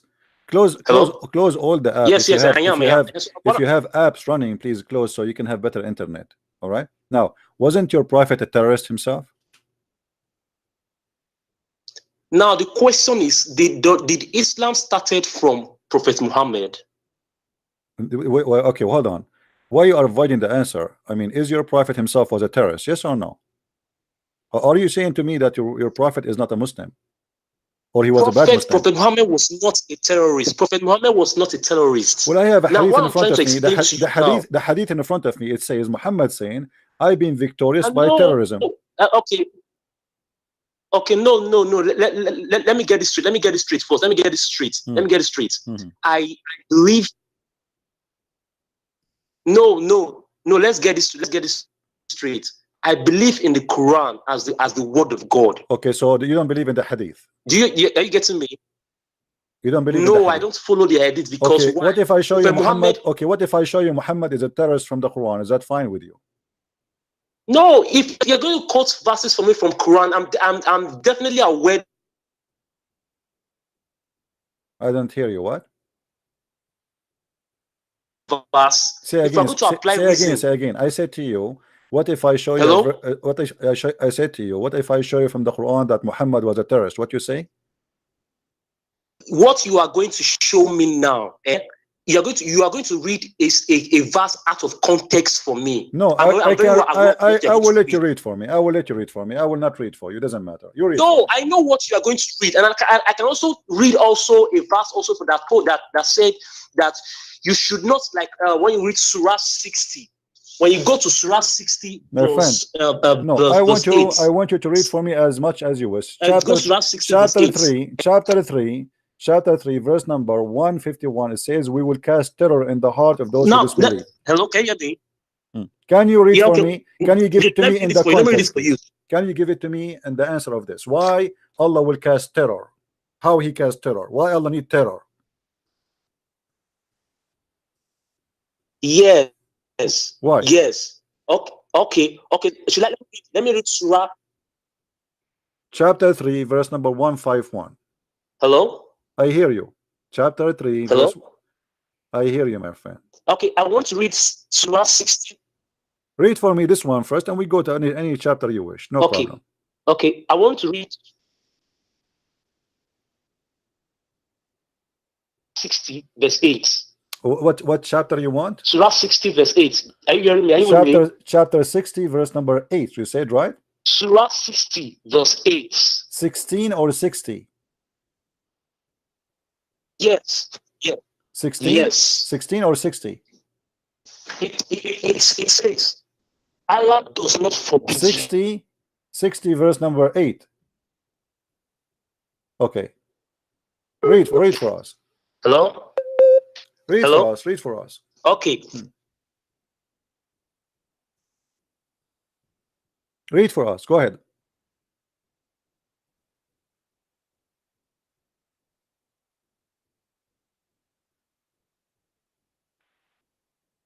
Hello?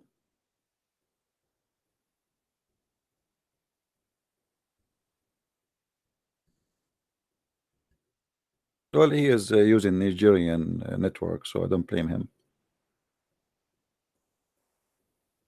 Are you there, my friend?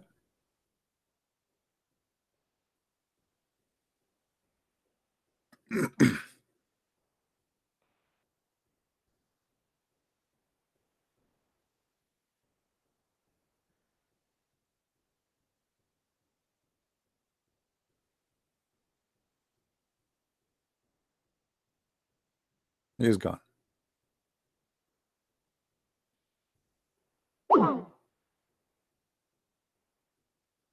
Let us try to call him back.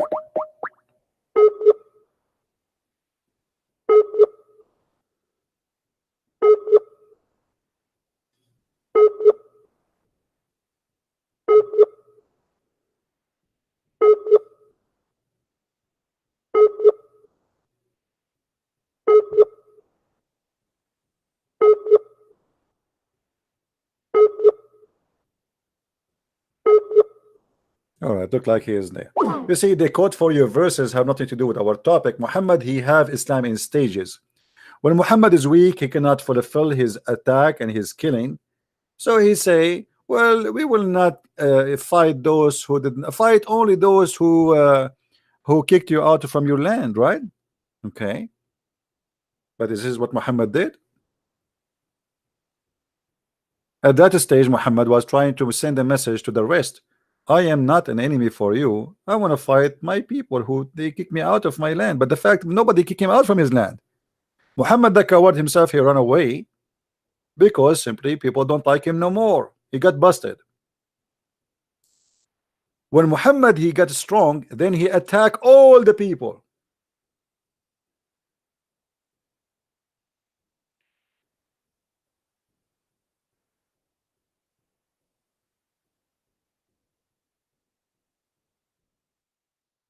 The Muslims, they call for us, or they quote for us abrogated verses in the Quran to fool us.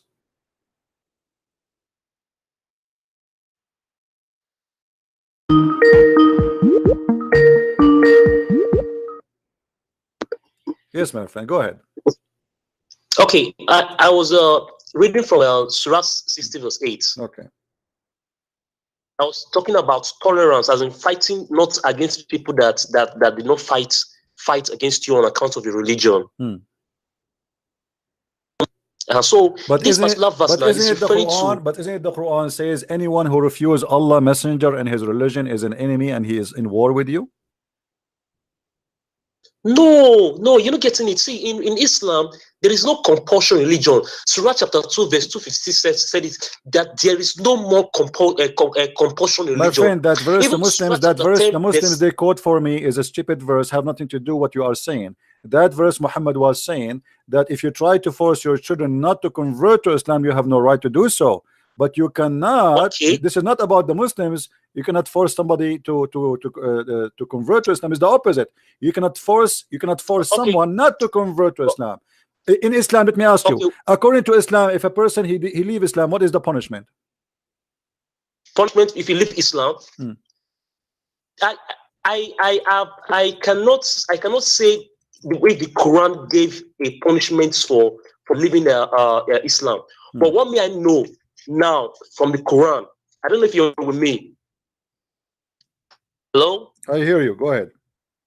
What is the Good. Now, punishment? What is the punishment, if you my check friend? Surah chapter What 10, is the verse punishment? 99, Let us not to go around the bushes. What is the now punishment I for want to tell leaving? you about that What is tolerance. the Now you are punishment, my saying friend? you're What is the saying there is punishment? you're saying that Hmm. they force people to become My Muslims. friend, what is the Now is that punishment for particular leaving Islam? My friend, let us answer the question first. What is the punishment for leaving Islam? from the Quran? Give me anywhere. According to you as a Muslim, what is the punishment for? See, God, it's only God that decides on who is going to believe or not, and the final judgment for the person. Because Surah chapter 10, verse 99 said,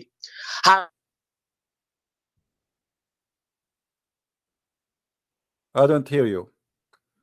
You see, he will not give an answer. How hello? you say to me? How you say to me in Islam there's no terror? That In is Islam what there's no. I'm trying to answer.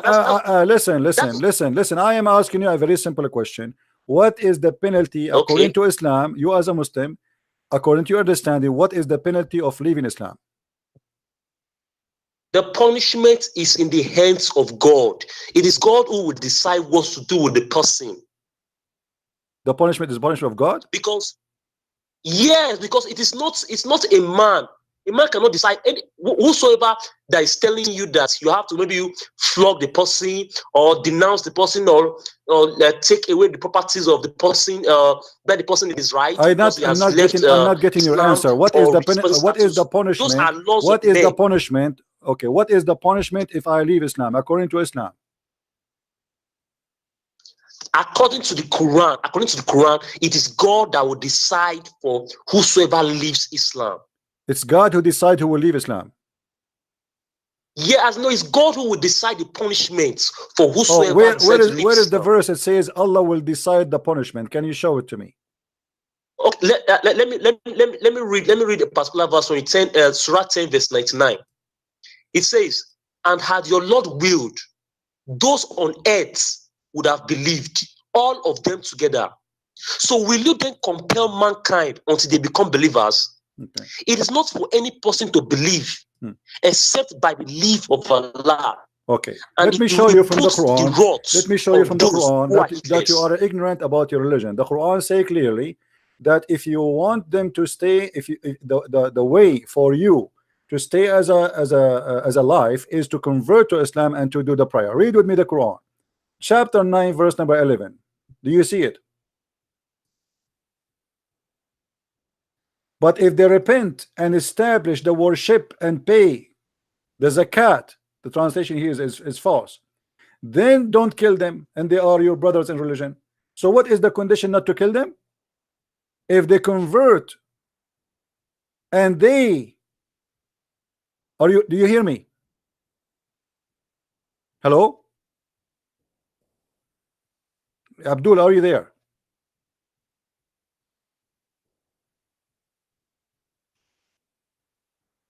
Hello. Oh boy.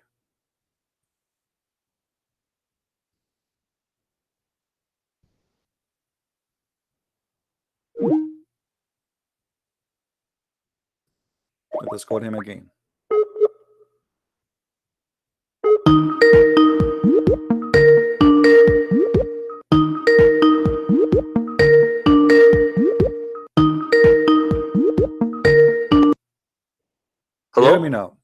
in chapter 9 verse number 11 it says that if you fight them and they do pay the zakat and they accomplish the prayer, then don't kill them, they are your brothers. Does it say that?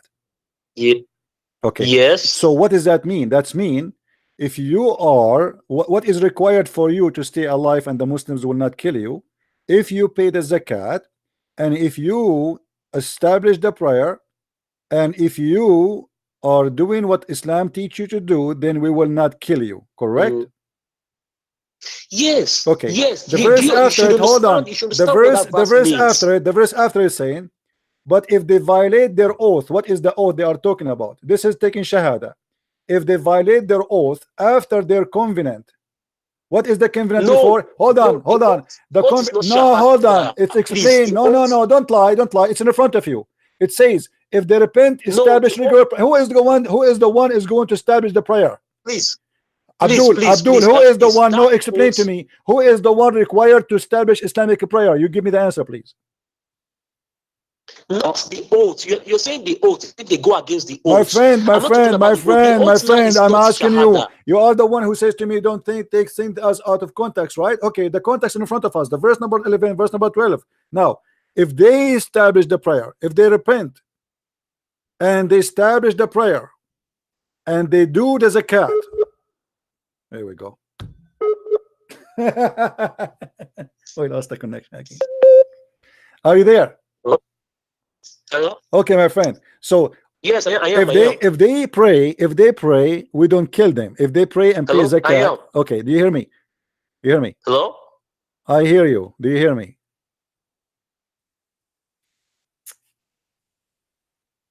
Hello? I hear you. Do you hear me? Oh boy. Are you there? Hello? I hear you. The network is breaking. No problem. Hello? Do you hear me now?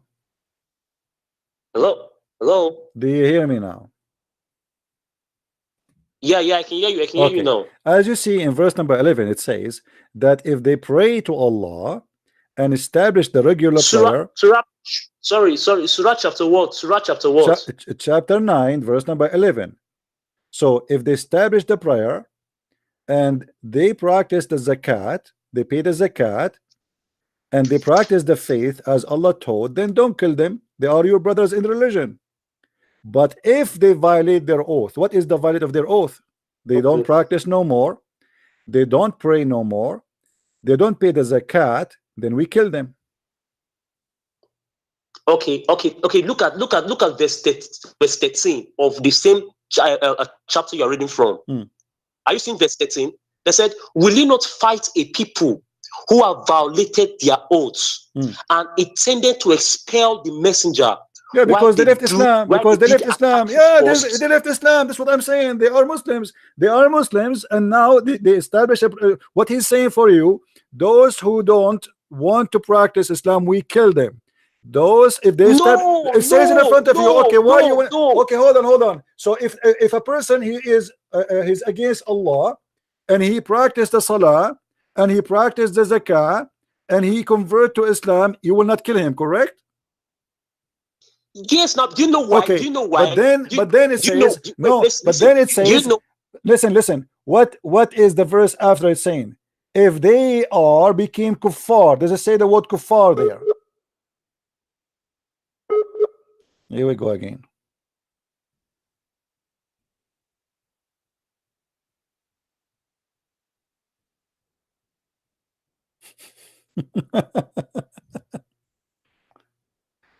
Oh boy.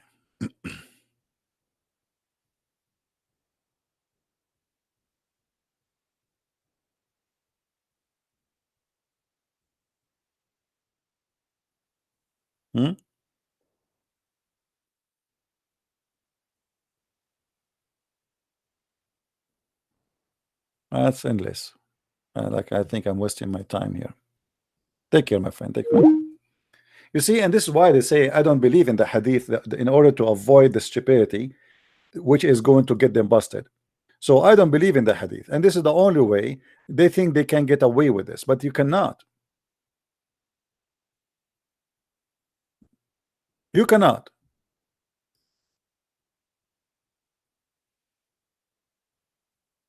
Who are you to say I believe in this and I don't believe in this? The penalty, all the Muslims around the world agree that the penalty of leaving Islam is death. The Quran used the word terrorism. Not only that, even you cut the fingertips of those who don't believe in Allah. Muhammad, he ordered to fight in chapter 9 verse number 29, the same chapter, for this guy who is not able to call me and contact me. The same chapter, he says why he want to kill the Christian, not because they are fighting him. The Christian never fought Muhammad. Muhammad is the one who sent letters to the Christians, to the Roman at that time, and he forced those who they are Christians in the Arabian Peninsula, if they are exist, to convert to Islam. Fight those who do not believe in Allah, not the one who's fighting you. The one was fighting him according to Muslim books and even the Quran, it was the mushrikeen. The Christian did not have a war with Muhammad, never attacked him, never did any harm to him. Fight them and kill them unless they pay they pay the jizya.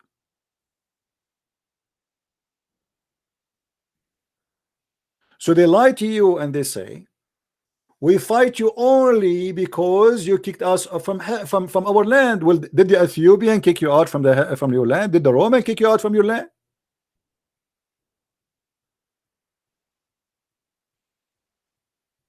Until the end of the 7th centuries, which mean more than 100 years after Muhammad, not a single person speak Arabic in Jerusalem, not a single person speak Arabic in Damascus, not a single person speak Arabic in Iraq, because simply there's no Arab there. It is you who took their land.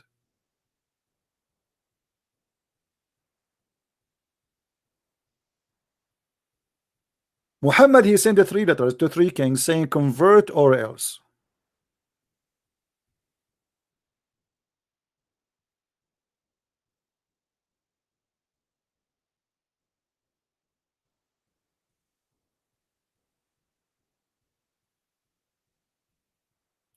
Muhammad,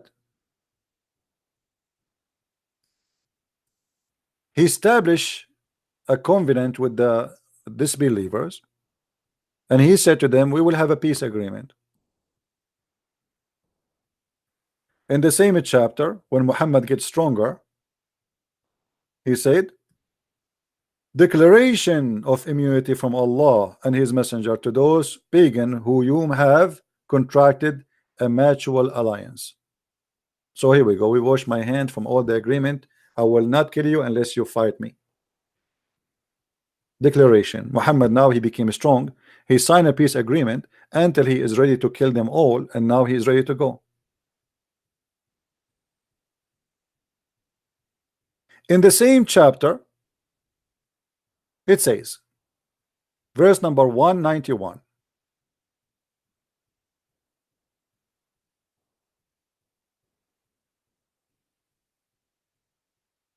actually in verse number chapter 2, not same chapter. Let us go. This chapter is very long, very funny, disgusting at the same time.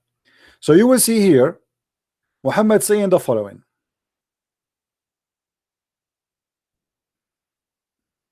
Okay, here we go. Fight for the cause of Allah who fight with you or fight you. But who is the one who fight you? Christian prince now is in war with Allah, kill him. According to Islam, anyone who don't accept Islam is in war with Allah.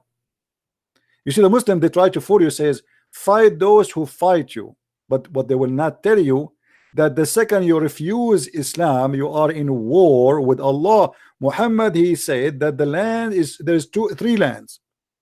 There's a land of Islam, which under the Sharia law, and there's a land of, which is a land of peace, and there's a land of war, which is not under the Sharia law. As simple as that. And then the land number 3, it is occupied by Muslim, but they don't practice Sharia law. They call it the land of fitna. So anyone don't believe in Islam, he's your enemy. This is why the Quran in chapter 9 verse number 23, it says, take not your fathers and your brothers as a friends. Now here in number 90, 190 and 91, it says, slay them wherever you catch them. And then it says, but if they cease, forgive them. How we forgive them? Is that because Muhammad being nice? No. Fight them until there is only one Islam. You see here it says until the torment, a torment or oppression. There's not, it doesn't say that. It says fitna. Fitna is a chaos. So it's not going to be chaos between us, between the society, and no problem, and then all the religion will become religion of Allah. Look at the translation, doesn't say that. Change the translator. You will see right away the translation change.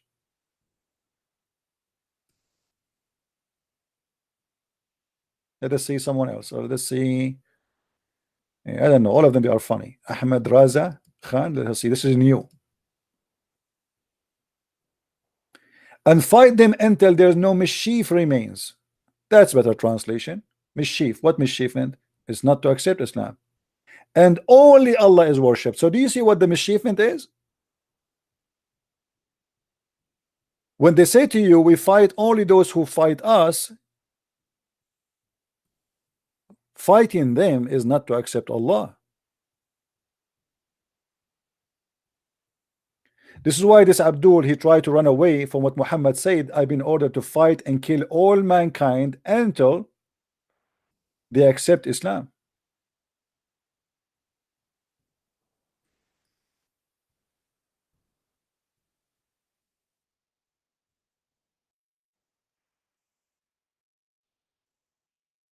That's why they're trying to run away from it and say, oh, I believe only in the Quran. But the Quran is in total agreement with this. I have been commanded to fight against the people. Till what? Till they stop fighting me? No. Till they became for peace? No. Actually, the Quran forbid the Muslims from crying out for peace, and I will show you the verse. So I have been commanded that I would fight against the people till they declare that there's no God but Allah. So what is the condition to cease fire? Is to declare there's no God but Allah. And what else? And when they profess that there's no God but Allah, their blood and their money is granted by security. So Muhammad is saying clearly, if you don't convert to Islam, I will kill you, I will take your money. Muhammad in different hadith, he make it more clear that even if you don't pray, if you don't do zakat, if you don't do salat, if you don't even eat as we eat, if you don't pray in the direction of we pray, still he will kill you, even if you say shahada. I have been ordered to kill, not to fight. By the way, here the word qatala mean fight, to kill the people till they say none the right have to worship but Allah, and if they say so, pray like our prayer, face our qibla, slaughter as we slaughter, then and only then their blood and their property is secured from our hands. Muhammad is a thief. So if you want your blood and your property to be secured from Muhammad from taking it and killing you or raping your wife, convert to Islam and pray as he pray and he slaughter as he slaughter, and that's it.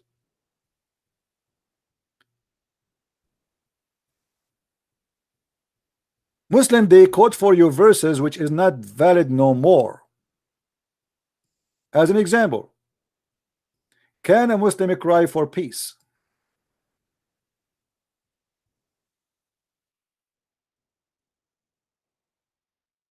Absolutely not.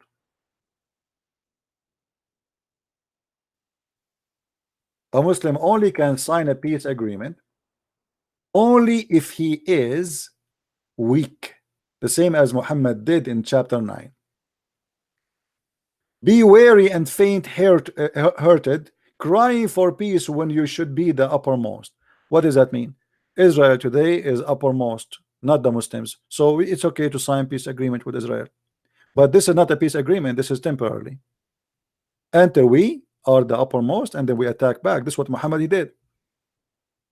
So the Muslim, what they try to do, they quote for you verses which is abrogated, not to be followed, where Muhammad as a warmonger, he used as a stages to accomplish his kingdom.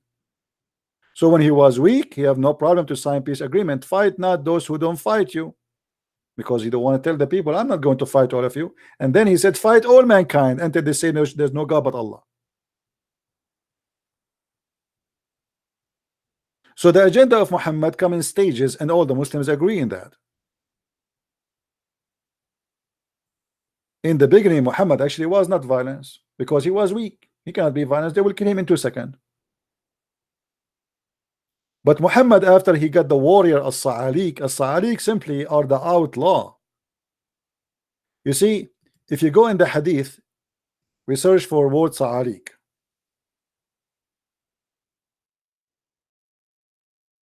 You can search for the word Sa'alik in Wikipedia. Sa'alik simply is the outlaw.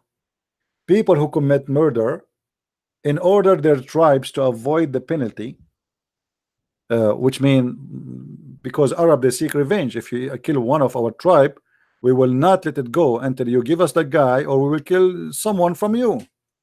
So if somebody is a murderer or a rapist, like this, see from your tribe, somebody he raped somebody from my tribe. So what we do now? You have to give me that guy so we can kill him. If you don't do that, then we will kidnap a woman from yours and we will rape her. This is what they do. So in order to avoid such a thing, they kick out their son who commit that crime, who is a murderer or a rapist, and they announce that this person have nothing to do with our tribe no more, and his blood is for free. You want to get him, go get him. We wash our hands, so you have no revenge with us. Those are the ones who join Islam with Muhammad, a bunch of criminals. And look what it says in Arabic, and I change in Muslim to say I am lying. أبشروا يا معشر صعاليك المهاجرين. صعاليك المهاجرين. Sa'alik is the criminals. Muhammad, he have nothing but the criminals who follow him. And Muhammad, he sent a letter to the Sa'alik saying to them, for now you fight for no reason except money, but if you join me, you fight for Allah and money, because you will get your reward. What is the reward? The same, but now you became a hero because you are fighting for God. So you are a criminal, join me. And look how the Muslim translate the Sa'alik. They translate as the poor immigrants. They are not poor and they are not immigrant.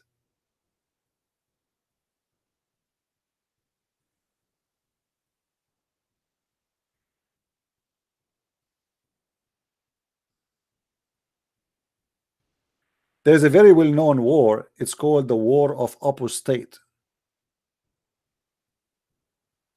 The War of Apostate, and I changed it in Muslim to say to me that Abu Bakr was an idiot and he is not a good Muslim too.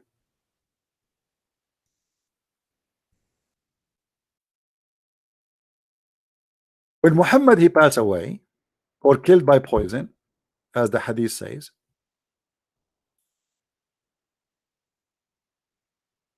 many people stop paying zakat and stop praying to Allah, and they don't want to be Muslims because simply they've been forced to convert to Islam.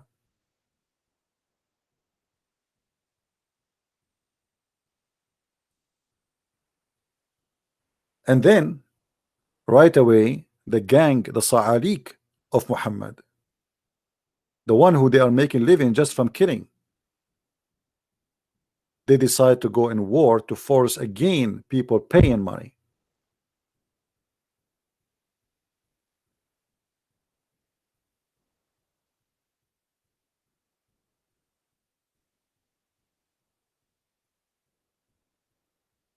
And a Muslim like this guy from Nigeria who do not know how to read two Arabic words together, he's trying to say to us, oh no, Islam does not teach that.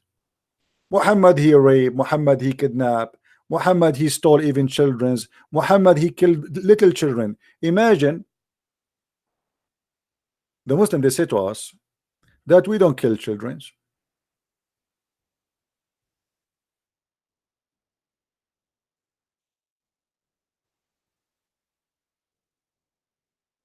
That's a big fat lie. This is a Jew. He been forced into Islam, speaking about what happened to him. He is from Bani Qurayza. I was among the captives of Bani Qurayza.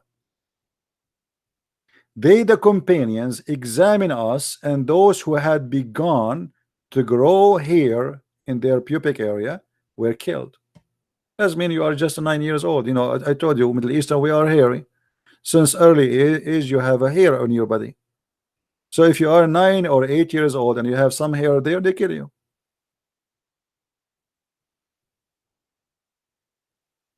Do you see it?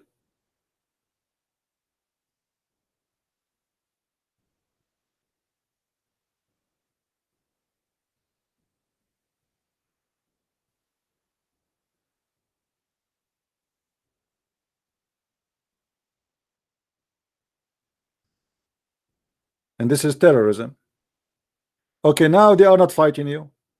You see that they see the lie. They say to us that, oh, we fight only those who fight us. Okay, now those are your prisoners. Even the Quran says that take no prisoner, kill them all.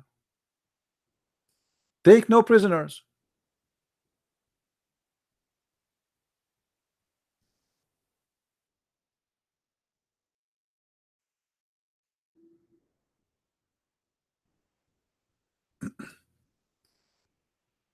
Look at this. It is not fitting for the Prophet that he should have a prisoners of war. So what he do with them? He killed them. Is that terror or not? Is that Quran or this is a weak Quran?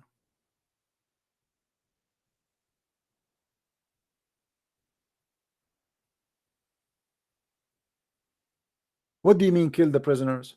Why you want to kill them? They surrender their arms. The same what happened to the Jews, the stupid Jews. They put their arms down. They thought he is going to be a man of justice. He's claiming to be a prophet of God. Okay, we will not fight you. He slaughtered more than 900 men after this put down their arms. Stupid. At least if you fight, you will kill from the enemy as much as you can before they kill you. This is why if you fight an Islamic army, never surrender.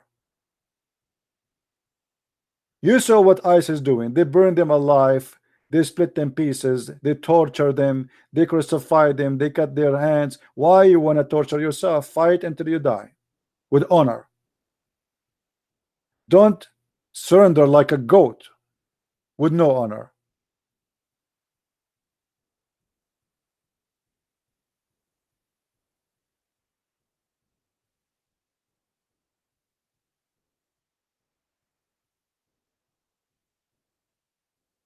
As you say, it's not fitting for a prophet to take prisoners. So what we do them? Kill them.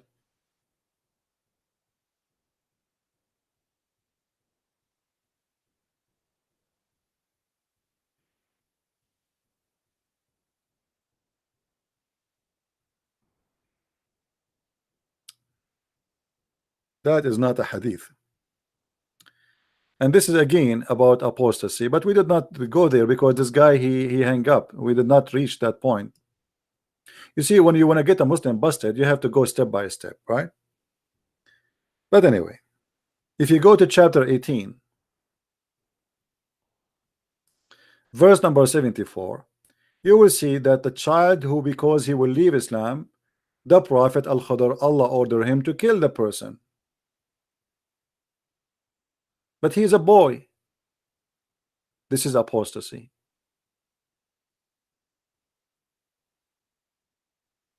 Then they proceed until they met with the young man. He slew him. Moses said. By the way, this is a lie. It doesn't say young man. What young man? It's a boy. Change the translator. The translation will change. You see, we have to change translation like, you know, we jump like monkeys from branch to branch because not even one Muslim is honest. Here we go. Here became boy. There became a man. There's a huge difference between a boy and a young man. Huge difference. So they went until when they meet a boy and they slew him. Musa said to Al-Khadr, which Allah he sent Musa to learn from Al-Khadr, and he said to him, why you did such a thing? This is evil. This guy is an innocent boy. This is a manslaughter. Why you did that? Al-Khadr, who is a higher prophet from Allah, he said to him, to Moses, you do not understand. I told you you will not have patience with me. Then they continue, and then after the Prophet Al-Khadr, he decided to explain to the fool Musa's what's happening about the boy. I said, as of for the boy, his parents were believers, and we feared that he should make a disobedience and he become in disbelief.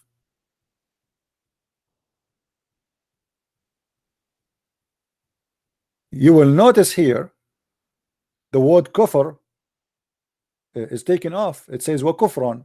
He will become a kafir. Change the translation again. We have to change the translation every what you can do. Let us go. Let us see this guy Maududi. Doody. As for the boy, his parents were people of faith, and we fear that lest he should plague them with transgression and disbelief. And here the funny, the boy did not even leave Islam yet he been slaughtered, and he's a boy.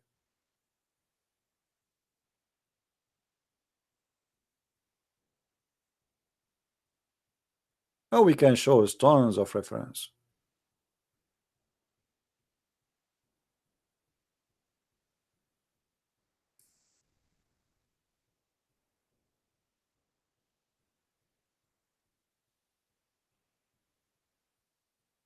And since when you want to kill a child because you fear that one day he will leave Islam?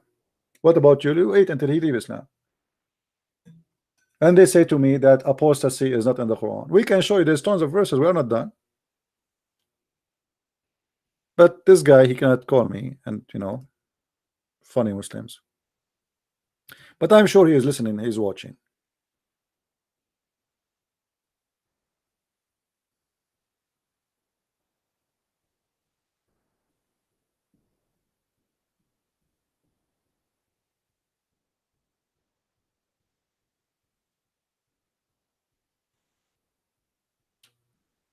Do we have any Muslim here?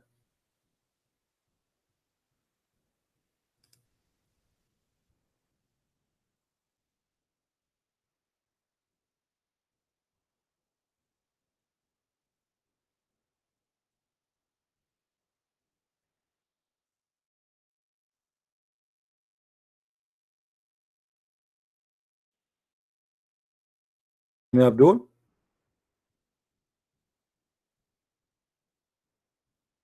All right, guys, I think we are done for today.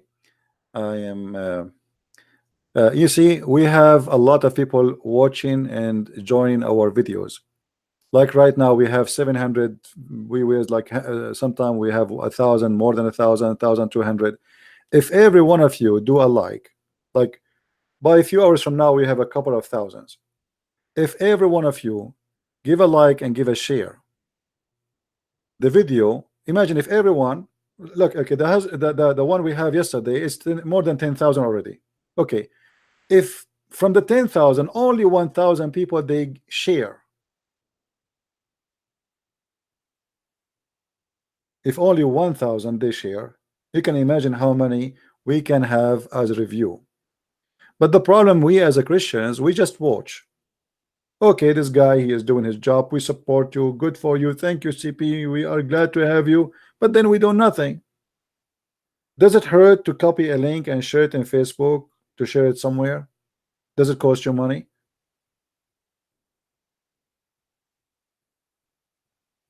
Is it hard? Does it cost you time?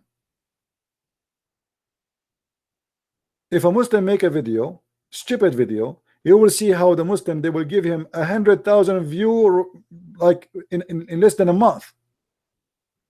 Our videos stay for weeks, and then we have what, 15,000, 20,000, 30,000, because Muslim, they sponsor their cult. Christians, they like to watch only the fight with the cult of Islam.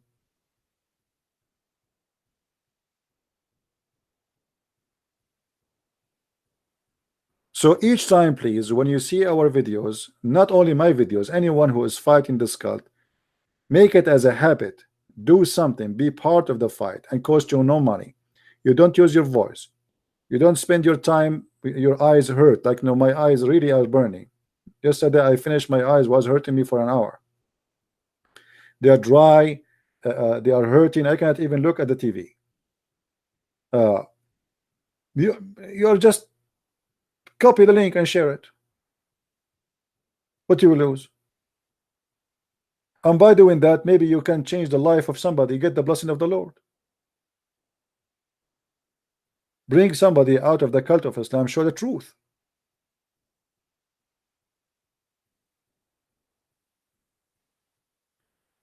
So let us work together and not to be lazy. The Lord, he said, from their fruits you shall know them, not from their names. So if you have a Christian name, like your name is a Christian prince, doesn't make you Christian. What make you Christian is your fruits. And one day the Lord will ask you for your fruits, what you did. You saved yourself only? You did not bring anyone with you? By posting a link somewhere, you might change the life of somebody who was going to convert to Islam, or somebody he's a Muslim, he decided to leave Islam. As you see, in the last 10 days, how many Muslims left Islam live on air? Just in the last 10 days. So by just posting link, you can do the same. People, they can see, they can hear, they can learn. And you can change the life of somebody. So I want to say thank you for being here. May the Lord bless you. And until we see you soon again, Christ is Lord, Islam is false. And there is no name better than his name. That is the Messiah, the only Savior. A child molester, a pimp, God, a heaven of sex, this is cannot be God. That is from the devil. You do not need to be a genius to know that this is heavenly of devilish God. Sex, penises, vagina, addiction to sex, addiction to drugs. Even he promised you will have sex with your mother, as the Muslims agree, and your children's and your niece and your daughter. How evil a human being can go far with his addiction to temptation. When you join Islam, you lose your morality, and this is what the Muslims agree about. Go and watch my previous video where the Muslims agree, all of them with no exception, that in heaven of Allah there is no morality. Zero morality. That is not from God. Thank you for watching, and may the Lord bless you, and see you soon again. Bye-bye.